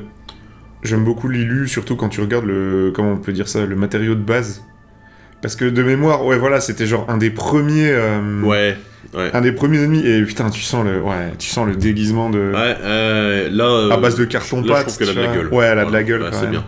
Mais moi, j'aime bien. Sinon, c'est mignon, voilà. Petit tribal insecte. Ce qui est fort, c'est que vous pouvez la jouer à 4, comme vous pouvez la jouer à 8, elle sera toujours aussi bien. Non, moi, j'aime bien. Sympa. Ça, c'est sympa, là-dessus. Ouais. Peut-être pas beaucoup d'insectes en blanc, par contre. Non, mais bon, la majorité sont en vert, il y en a en noir, bien évidemment. Mais voilà. En blanc, non, il doit pas y en avoir des masses. Par contre, en blanc, il y a tous les supports à +1/+1. Et tous les supports à doubleur de jetons. Ouais, voilà. Donc, fun sans plus. Ouais. Voilà. Non, ça peut être assez sympa. Ouais. Bien, nous avons du coup des nouvelles cartes dans le deck. Je ne vais pas vous parler de l'histoire de Doctor Who, tout ce que je vais vous résumer, c'est que toutes les cartes qui sont évoquées ici ont chacune font référence à un épisode ou à un moment clé de l'histoire de Doctor Who. Et honnêtement, de manière lore, elles sont très bien. Voilà, je le dis tout de suite, c'est excellent, c'est très bien, c'est bien fait. Voilà. Et on attaque avec la première d'entre elles, bannir dans un autre univers, un enchantement qui coûte 5 dont un blanc et qui a l'affinité pour les permanents historiques. Et quand bannir arrive sur le champ de bataille, exiler un permanent non terrain ciblé qu'un adversaire contrôle jusqu'à ce qu'il quitte le champ de bataille. Donc un effet assez classique finalement, mais qui là est adapté au thème du deck, qui est l'affinité pour les permanents historiques. Vous allez souvent le payer un blanc ce truc, vous en faites pas. Entre les cailloux, les légendaires sur le champ de bataille. Les sagas, tant que vous en avez, parce qu'il y en a quand même pas mal aussi, donc cool. Voilà, donc rien à dire là-dessus, c'est une très bonne carte. La carte suivante, c'est une saga justement, c'est les cavernes d'Androsanie, qui coûtent 3 et un blanc. Chapitre 1, ciblez jusqu'à 2 créatures engagées, mettez 2 marqueurs étourdissement sur chacune d'elles. Chapitre 2 et 3, pour chaque permanent non saga, choisissez un marqueur sur 8, vous pouvez mettre un marqueur supplémentaire de cette sorte sur ce permanent. Et chapitre 4, cherchez dans votre bibliothèque une carte de docteur, révélez-la, mettez-la dans votre main, puis mélangez. C'est fort à propos dans le deck. Ouais. Je m'étais dit, tu vois, au début, lire les 3 premiers chapitres, tu fais putain, on parlait d'Hilda juste là avec Eldraine, ce serait super dedans. Et après, t'as cherché dans votre bibliothèque une carte de docteur, tu fais ah merde, y a pas de docteur dans Hilda. Tu pourrais en mettre, mais enfin, le 4ème est un peu. En blanc-bleu, tu pourrais le faire. Oui. Le 5ème pourrait être assez cool. Enfin bon, voilà, il y a des choses à faire. Après, moi je trouve assez intéressant, sachant qu'il y a une simili-prolifération avec le 2 et 3. Ça peut être assez cool de jouer dans un deck qui aime bien proliférer aussi. Donc voilà.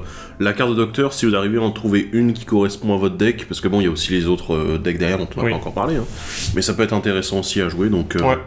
c'est rigolo. Il y a du potentiel. Ouais. Y a du potentiel surtout que pour 4 en fait. Ouais, c'est pas mal du tout. Pour 4, tu lock 2 bêtes pendant au moins 2 tours. C'est pas trop mal. Hein. Du coup 3 même avec plus ensuite tu prolifères. Pendant même 4 avec le double prolifération du coup. Oui, c'est vrai. C'est pas mal en fait en vrai, il y a du potentiel quoi là-dessus. On continue avec le cas de conscience. Damn. Un rituel qui coûte 6 dont 2 blancs. Choisissez l'un, détruisez tous les jetons ou détruisez tous les permanents non jetons non terrain. Détruisez tous les permanents non jetons non terrain, c'est énervé quand même. Ouais. Parce que bon, t'as effectivement les jetons de créatures, mais surtout t'as aussi beaucoup les histoires de mecs qui abusent des trésors ou quoi, tu vois. Donc tu peux dire, je peux vraiment lui limiter son développement parce que le gars comptait beaucoup sur les jetons, tu vois. Cool. Sympa en tout cas de proposer l'alternative où on peut juste casser des jetons. J'aime bien. Ce moment dans l'histoire. On a dit qu'on parlait pas de l'histoire. Ouais. Parce qu'on n'a pas le temps. On n'a pas le temps. La saga suivante, c'est La Nuit du Docteur. Ça coûte 4 et 2 blancs. Chapitre 1, détruisez toutes les créatures. Chapitre 2, renvoyez sur le champ de bataille une carte de créature légendaire ciblée depuis votre cimetière. Mettez un marqueur selon votre choix sur elle, entre initiative, vigilance ou lien de vie. La bonne saga a 2 chapitres. Damn boy. Et surtout, on commence avec la destruction. Ouais. Ça, j'aime bien. Puis ensuite, réanimation. Une bonne réanimation qui est très intéressante pour des decks légendaires ou des decks Voltron aussi. Ça peut être enfin, Voltron. Oui. Si ton commandant il commence à coûter 7. Surtout initiative vigilance, t'es là, tu te dis ah ouais c'est sexy hein, lien de vie au cas où t'aurais besoin d'un petit peu de te remettre comme il faut, mais ouais. Intéressant. Ouais, c'est pas mal du tout. Et puis tu peux t'amuser aussi à faire lecture rapide. Lecture rapide, voilà. Je passe au chapitre 2 tout de suite. Allez hop, chapitre 2, vas-y, hop. Bah, en vrai c'est cool, parce que tu dis pour 6, réanimer une créature avec un marqueur, c'est correct. Voilà. Ensuite, on a le jugement d'un Time Lord, encore une fois un enchantement saga, voilà, c'est tout des épisodes, des arcs scénaristiques, je devrais dire, qui coûtent 3 dont 2 blancs. Le chapitre 1, 2 et 3 font exiler une créature non jeton ciblée qu'un adversaire contrôle jusqu'à ce que le jugement d'un Time Lord quitte le champ de bataille. Et le chapitre 4, en commençant par vous, chaque joueur vote pour innocent ou coupable. Si coupable gagne plus de votes, le propriétaire de chaque carte exilée par le jugement d'un Time Lord met cette carte au-dessous de sa bibliothèque. C'est la carte jugement du conseil, mais en beaucoup plus long. Ouais. Bon, en vrai, j'aime bien, hein, c'est cool.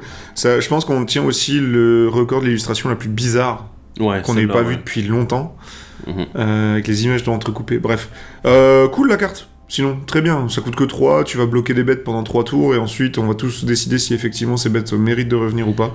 Ce que j'aime beaucoup, en fait, surtout que comme tu peux exiler chez chaque adversaire à droite à gauche, en fait tu peux t'amuser à exiler une grosse menace, et derrière à exiler des menaces moins importantes chez les autres adversaires, et du coup c'est un peu le kit au double. Si tu dis, ouais alors du coup vous voulez récupérer vos créatures, d'accord, mais le problème c'est que si vous les récupérez, lui il récupère la sienne. Ouais. Et du coup vous pouvez la jouer stratégique comme ça, ça peut être très intéressant. Ou alors tu cibles 3 fois le même mec.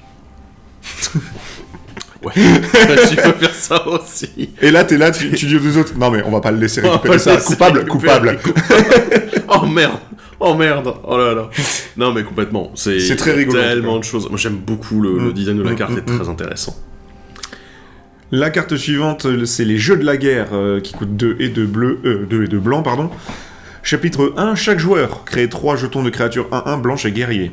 Les jetons sont incités tant que les jeux de la guerre restent sur le champ de bataille. Chapitre 2 et 3, mettez un marqueur +1/+1 sur chaque guerrier. Chapitre 4, vous pouvez exiler une créature non jeton que vous contrôlez, quand vous faites ainsi exiler tous les guerriers. C'est bizarre.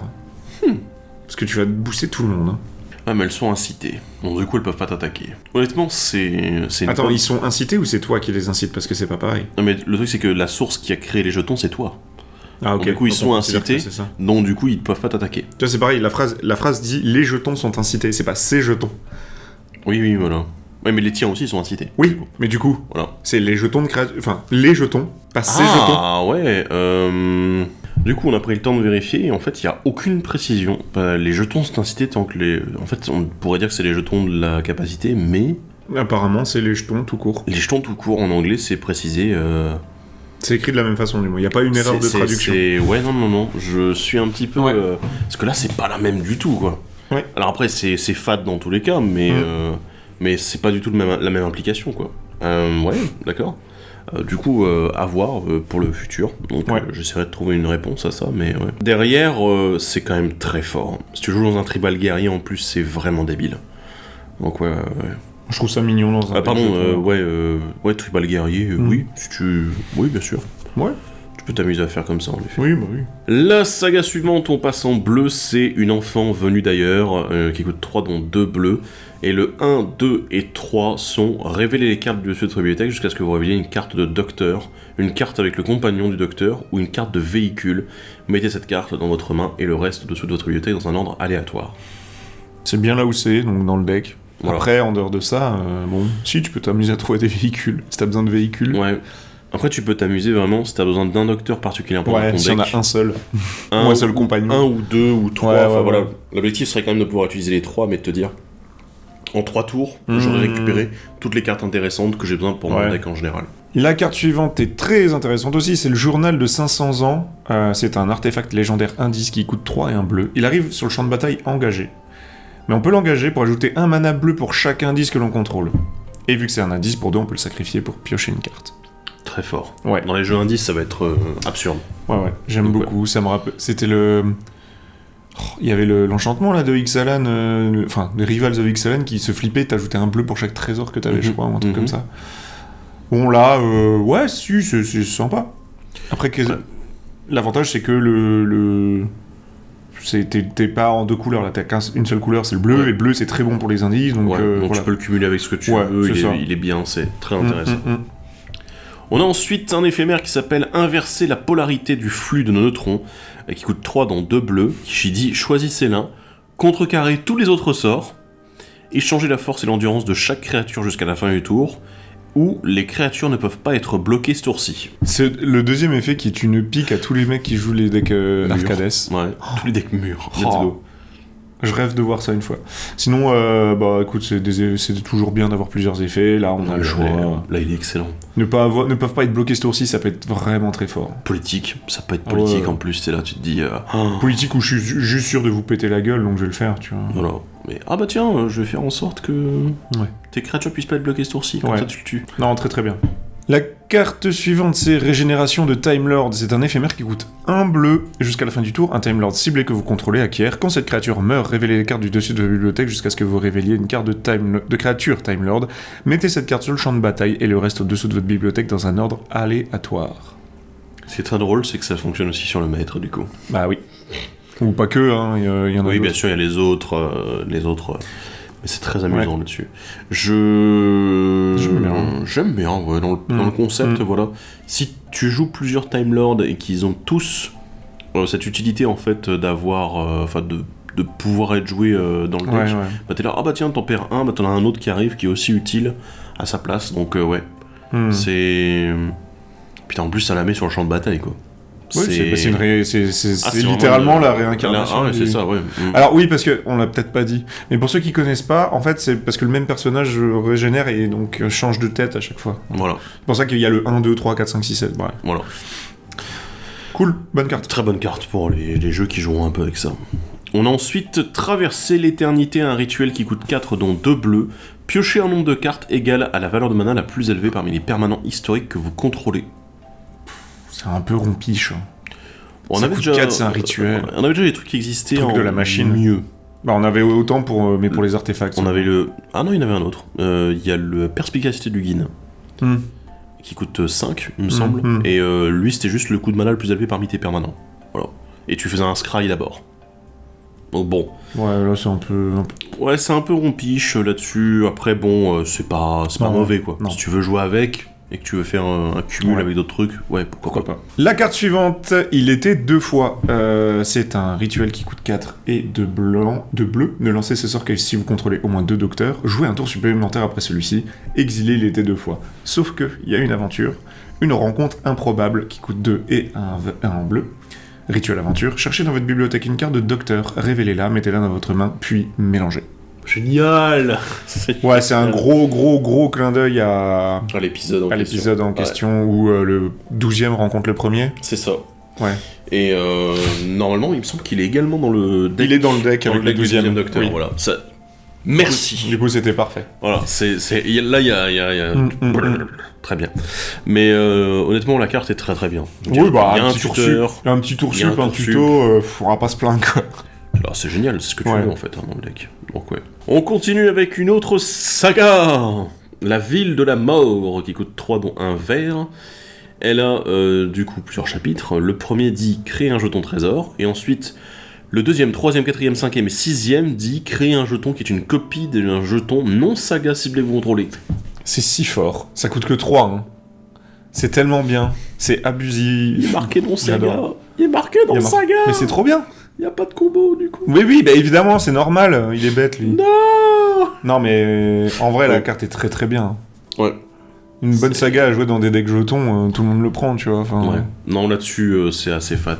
Surtout que, bon, c'est 5 tours où tu fais des copies de jetons. Ouais.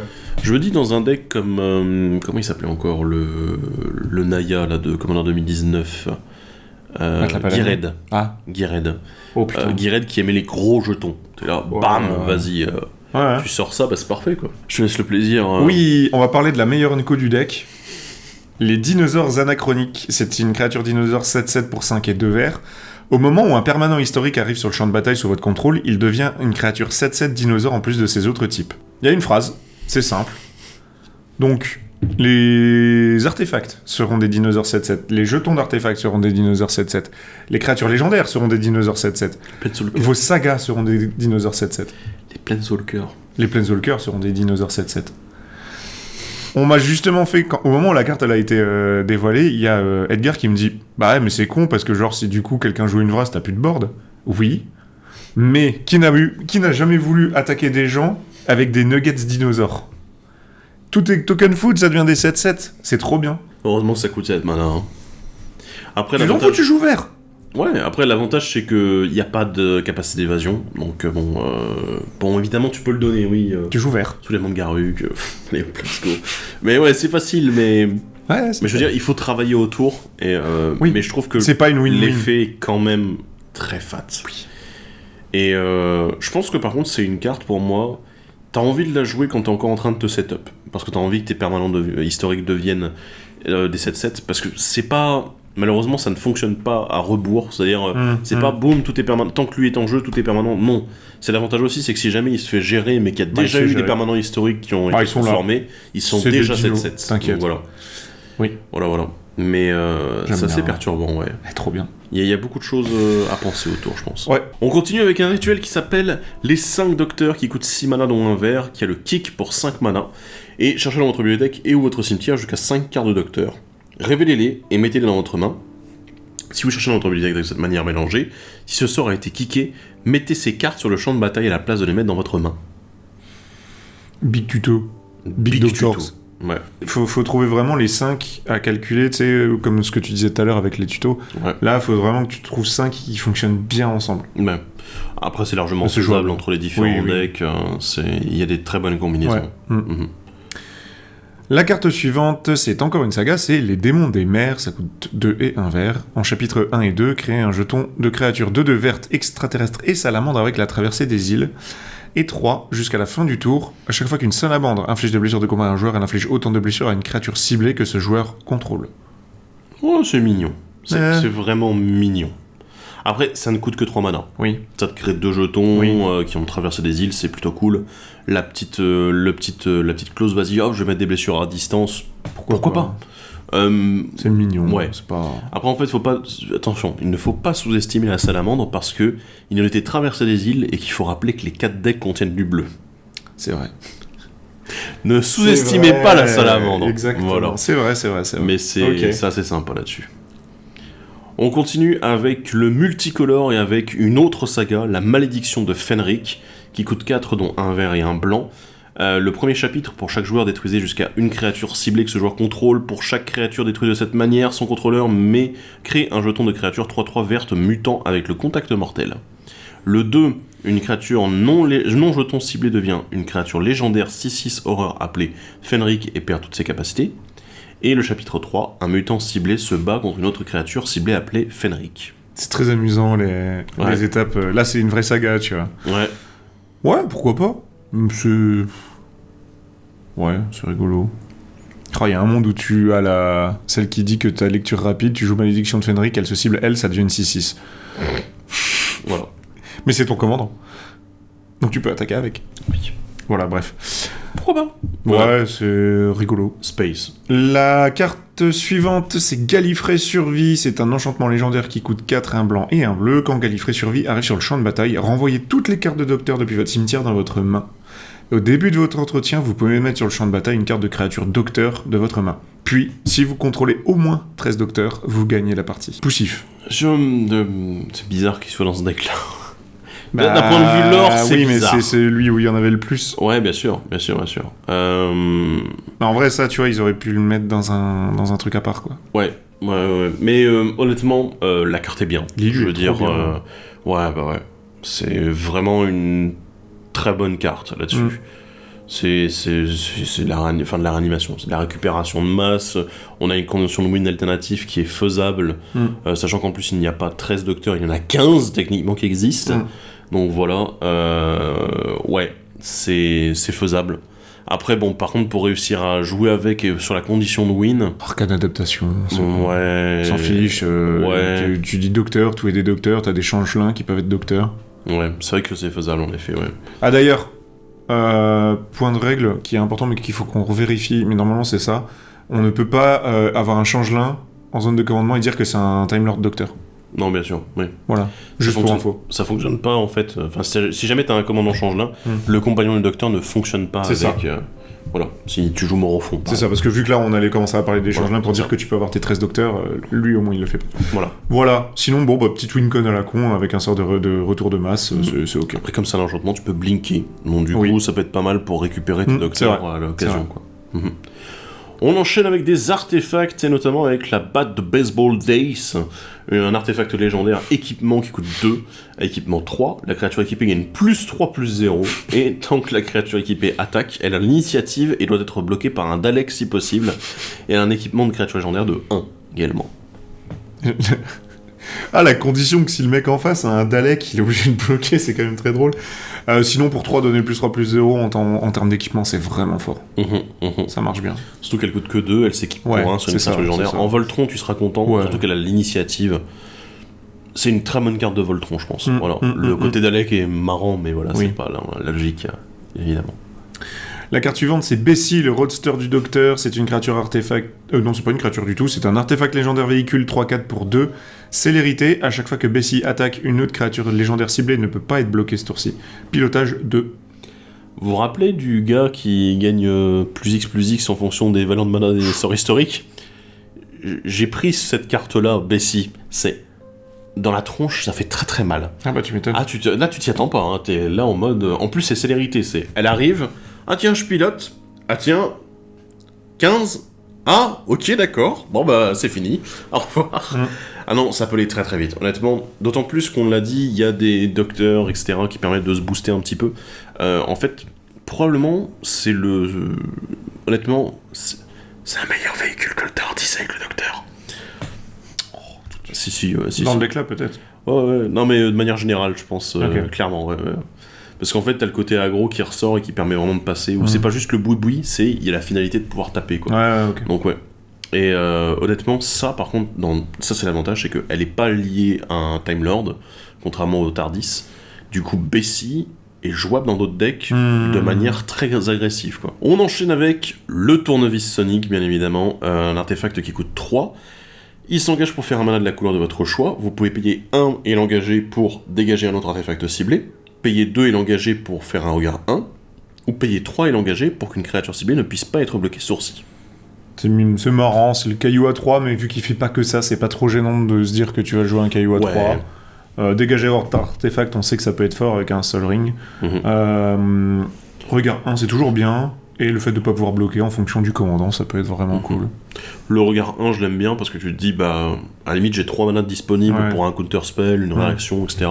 Et s'il se passe rien avant mon tour, paf, un petit regard 1, tranquille. Non, la flexibilité de la carte la rend bien, comme d'hab. De toute façon. Dégager notre artefact ciblé, moi ça me fait peur. Je me dis, il y a des trucs. Ouais, mais ça va, c'est bon. Ça peut être assez fat.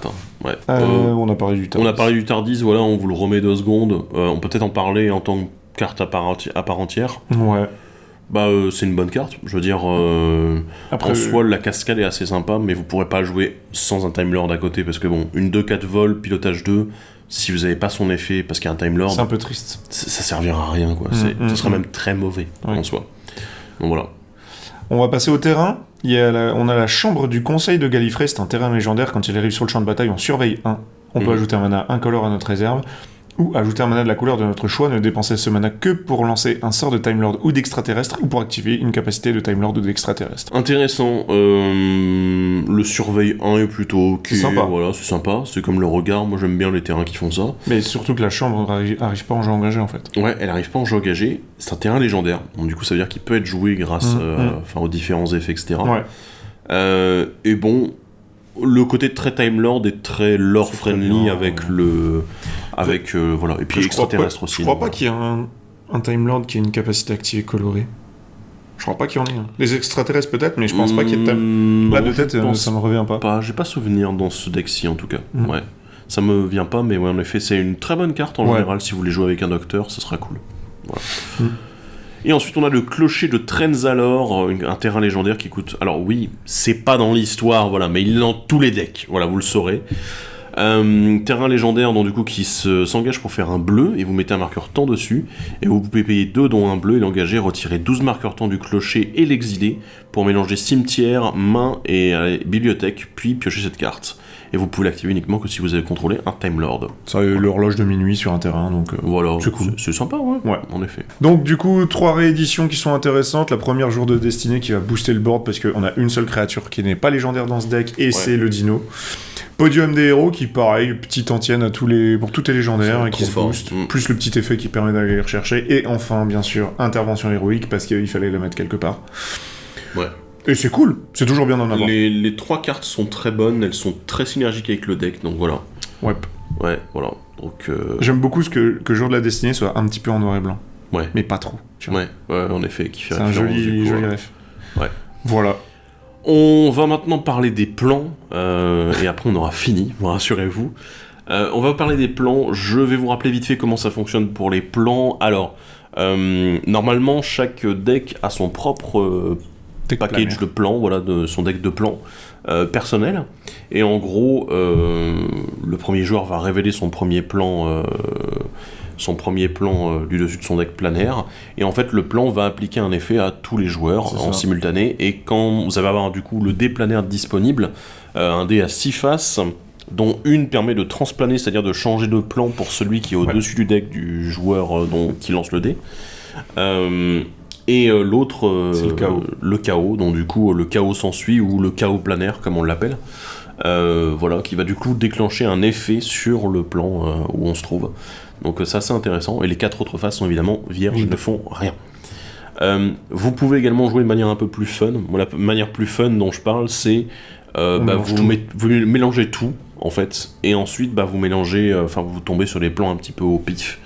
Parce que là en fait les plans sont quand même, on va en parler vite fait, mais il y a quand même une synergie avec l'idée du deck. Ils sont rattachés à ce que le deck veut faire, voilà. Ça depuis le premier Plane Chase, et c'est vrai que la version plus drôle c'est de tout mélanger. Voilà. Et vu que là c'est la 4e itération de Plane Chase qui existe, ce qui est très très drôle, c'est de mélanger toutes les itérations. Ouais. Et là, ça fait vraiment des parties où il se passe vraiment n'importe quoi. J'ai hâte. Alors, du coup, on va parler du premier plan, la base de recherche antarctique sur la Terre. Quand vous transplanez vers la base de recherche antarctique et au début de votre entretien, enquêtez. Donc un petit jeton indice, ça fait plaisir. Et le chaos planaire, à chaque fois que le chaos s'ensuit, mettez X marqueur +1/+1 sur une créature ciblée que vous contrôlez, X étant le nombre d'artefacts que vous contrôlez, elle devient une plante en plus de ses autres types. Ça me rappelle un certain film. Ouais. C'est bizarre. Très drôle l'effet de la plante. Ça peut être fort, hein, en fait, dans le deck là. Ouais. Ça peut être très fort parce qu'on a ce côté, alors marqueur plus un bof, mais le côté enquêté, on a déjà pas mal d'indices qui sont faits dans le deck, nourriture, etc. Et le fait de booster la créature au nombre d'artefacts, ça peut être très efficace quoi là-dessus. Ouais. On passe à la suivante avec les jardins du repos tranquille. Sur le plan de Necros, il y a animation suspendue, donc chaque fois qu'une autre créature meurt, exilez-la. Son contrôleur applique regard 1. Et avec le chaos, à chaque fois que le chaos s'ensuit, crée X jetons de créatures 3-3 artefacts noirs d'Alec avec la menace, X étant 1, plus le nombre de cartes exilées par les jardins du repos tranquille. Waouh. Très bizarre qu'ils aient mis ça là-dedans. Hein. C'est assez étrange. Moi, je l'aurais vu plutôt dans le deck. Oui. Dans le deck avec Davros, quoi. Avec Davros, avec Dalek et tout, ouais. C'est assez étrange là-dessus. En soi, c'est un très bon plan. Je veux dire, le fait d'avoir ce côté un peu repos, ça peut être pas mal du tout. Sachant que là, le truc, c'est que ça meurt et ensuite c'est exilé. C'est pas exilé là à la place. Donc tous les effets de mort, on les a quand même. Ouais, on les a quand même. Donc il y a quand même cet intérêt-là qui est plutôt pas mal. Je sais pas quoi dire en fait. Juste, le jardin est bien. Oui, c'est sympa. On continue avec la caverne au crâne sur le plan de la Terre. Chaque carte de créature dans votre cimetière a la récupération. Le coût de récupération est égal à son coût de mana. On rappelle, récupération, en fait, on exile une carte de créature en payant le coût de mana. On met un nombre de marqueurs plus 1 égal à sa force sur une créature ciblée. Et on récupère uniquement en rituel. Voilà. Et le chaos planaire, à chaque fois que le chaos s'ensuit, crée 2 jetons de créature, un blanche guéri. Alors, encore une fois, pareil, c'est sympa, mais pourquoi là ? Bon, ok. Parce que t'as pas mal de trucs d'effets pour récupérer soit tes docteurs, ou enfin tes créatures quoi, et t'as aussi beaucoup de trucs où en fait tes créatures sont pas très fortes quand elles sont dans le enfin elles se grossissent, donc elles ont pas une base force en vue. Après par contre tu peux les réutiliser pour mettre d'autres marqueurs ailleurs, mais... En fait on dirait presque qu'il y a une stratégie marqueur qui se met en place, la base celle-là, puis d'autres qu'on va encore voir derrière, Mais alors après, en dehors du deck, le plan est quand même très sympa. Je veux dire, récupération, tu peux là... C'est une capacité qu'on a très peu vue en plus, qui vient du deuxième Ravnica. Donc là-dessus, c'est assez cool. Le plan suivant, c'est la planète des hommes guépards qui est située hors de la spirale du murmure. Quand vous transplanez vers la planète des hommes guépards et au début de votre entretien, mettez 2 marqueurs +1/+1 sur une créature non chat ciblée que vous contrôlez. Elle devient un chat en plus de ses autres types. Et à chaque fois que le chaos s'ensuit, tous les chats acquièrent la provocation jusqu'à la fin du tour. Donc à chaque fois qu'un chat attaque, son contrôleur peut faire qu'une créature ciblée que le joueur défenseur contrôle se dégage et bloque si possible. Donc en gros, on joue à Yu-Gi-Oh! C'est plus je t'attaque, c'est lui va attaquer là, cette créature-là. J'aime bien la provocation, c'est marrant. C'est dommage qu'on l'ait eu qu'une seule fois. On l'avait eu avec Légion. Mais bon, là, ça fait des bêtises. Hein. Ça, c'est intéressant, là-dessus. Du coup, on a encore ce côté marqueur qui revient, bien évidemment. Et j'aime bien le côté provocation, en effet. Ouais, la provocation, j'aime bien. Du coup, avec un deck chat, éventuellement, ça peut être assez intéressant là, comme plan. On a ensuite la pyramide de Mars sur Mars. Quand vous transplanez vers la pyramide de Mars au début de votre entretien, surveillez 2. Et à chaque fois que le chaos s'ensuit, renvoyez sur le champ de bataille une carte de créature ciblée depuis votre cimetière. Marche bien. C'est simple, ça fonctionne, c'est très très bien. C'est le genre de plan où t'as envie de rester, pas franchement de partir. Ouais. Parce qu'il y a aussi des plans où, en général, tu fais c'est chiant. Donc, mais là, ça va. C'est cool. En fait, ce qui est assez intéressant, c'est le côté très synergique de la carte qui s'adapte à tous les decks. C'est ça. Alors, encore une fois, un jeu beaucoup sur le cimetière, et du coup, je commence à me poser des questions sur le deck si on n'a pas loupé un truc, mais non. Non. Il me semble pas. Le plan suivant, c'est les mines de Spectrox sur Androsani Minor. Quand vous transplanez vers les mines de Spectrox et au début de votre entretien, vous perdez 3 points de vie et vous créez un trésor. Et à chaque fois que le chaos s'ensuit, créez un jeton nourriture et un jeton de 2/2 noir, humain et gredin. Vous voyez, quand on vous parle de plan où on veut se barrer. Parce que 3 points de vie, ça va aller partout, très vite, quoi. Ouais. Tu restes 3 tours dessus, t'es là... mais t'as 3 trésors. Voilà, bien sûr. Waouh. Après, avec le deck là, tu peux faire tellement de nourriture. Ouais. En fait, tu peux tanker. C'est ça aussi, en fait. C'est que tu tankes avec les nourritures que tu vas obtenir. Quand même un peu embêtant, quoi. Ouais. Nous avons ensuite un phénomène, c'est-à-dire que vous allez passer dessus et ensuite transplaner. Quand vous vous rencontrez piégé dans un univers parallèle, qui est le nom de la carte, chaque joueur choisit une créature contrôlée par le joueur à sa gauche. Chaque joueur crée un jeton qui en est une copie de la créature qu'il a choisie, excepté qu'il a la menace. Voilà, et puis on se transplane. C'est marrant. Après, tu vois, d'expérience, les phénomènes, à chaque fois que je suis tombé dessus, c'était des pets foireux parce que ça tombait au moment où ça fonctionnait pas bien. Ouais, moi, donc, je me le suis pris celui-là et ça fait bizarre. Hein. Ah ouais. Ouais. Quand tu commences à jouer avec le deck du joueur à côté, ça fait étrange. Ouais. Après, c'est marrant comme effet. Ouais. Honnêtement, la plupart des plans ici sont quand même très amusants, plus qu'autre chose. Ouais. Le plan suivant, c'est le quartier général d'Unit qui est sur la Terre. Donc, quand vous transplanez vers le quartier général d'Unit et au début de votre entretien, créez un jeton de créature 1-1 blanche soldat engagé. Et à chaque fois que le chaos s'ensuit, mettez un marqueur +1/+1 sur chaque créature que vous contrôlez. Propre. Ouais, encore le marqueur +1/+1, c'est fou, hein. Il y a une stratégie qui se met en place, en fait, avec les plans. Mais, ouais. Pas mal. C'est fat. Surtout que ça crée un board rapidement, en fait. Hein. Là, bon, c'est pas rien. Ouais. Donc, ouais, non, très intéressant, le quartier général d'Unit, dans un côté un petit peu aggro, tout ça. Nous avons ensuite la salle des Tardis sur le plan de Gallifrey. Le premier sort que vous lancez pendant chacun de vos tours avec une valeur de mana supérieure ou égale à 2 à la cascade. Encore une fois. Et quand le chaos s'ensuit, acquérez le contrôle d'un artefact ciblé, puis transplanez-vous. Encore rappel du Tardis, ouais, c'est rigolo, mais... Cascade, sur le premier sort, c'est quand même assez fat. Hein. Mais qui doit avoir une mana value... Ça, c'est cool, par contre. Je suis obligé d'être supérieur égal à 2, parce que, comme ça évite de dire, je vais Sol Ring Cascade. Bon, chiant, quoi. Ouais. Parce que là, au moins, t'es sûr de topper quelque chose. Donc, pourquoi pas. C'est assez fort, hein, honnêtement, bien joué. En fait, si vous jouez bien avec, même si c'est pas votre deck planaire, ça peut être très intéressant pour vous. Honnêtement, je l'ai eu et c'est vraiment génial. Et enfin, l'école Cole Hill sur Terre. À chaque fois qu'un joueur lance un sort historique, ce joueur pioche une carte. Et à chaque fois que le chaos s'ensuit, envoyez dans votre main une carte historique ciblée depuis votre cimetière. Aucun effet négatif. Vraiment génial. Il n'y a pas de défaut. Je veux dire, et pour ce deck, c'est parfait. Parce que c'est exactement ce qu'on veut, quoi. On joue de l'historique, on le sait depuis le début, donc voilà. Ça fonctionne très très bien. Les autres le savent aussi, donc ils ont tout intérêt à vouloir se barrer. Et si vous jouez avec les decks préconstruits, il y a un autre problème, c'est qu'il y a beaucoup d'historique aussi dans les autres decks. Pas autant dans ce deck-ci, mais voilà, quand même. Donc voilà. Et on a fini le premier deck des 4. Ici, qu'est-ce que t'en penses, toi, du deck en général ? C'est solide, mais j'ai l'impression... Alors, l'esprit est bien gardé, franchement ça va. À une ou deux exceptions près où j'ai l'impression qu'ils ont fait du remplissage parce qu'ils se sont sentis obligés de mettre un truc. Ou alors qu'ils se sont dit, non mais c'est dans ce deck-là qu'il faut qu'il y ait ça, donc il faut qu'on mette un truc. Et du coup, soit l'esprit de la carte va pas en accord avec le reste du deck, soit c'est genre limite, quoi. Mais sinon, au global, je trouve que ça va. Le deck a l'air très très solide. Hein. En fait, c'est assez étrange parce que quand on en parle là, j'ai l'impression de voir un truc très décousu. Ouais. Mais en le voyant tourner, ça ne l'est pas du tout parce qu'en fait, chaque carte a tellement de value à elle seule.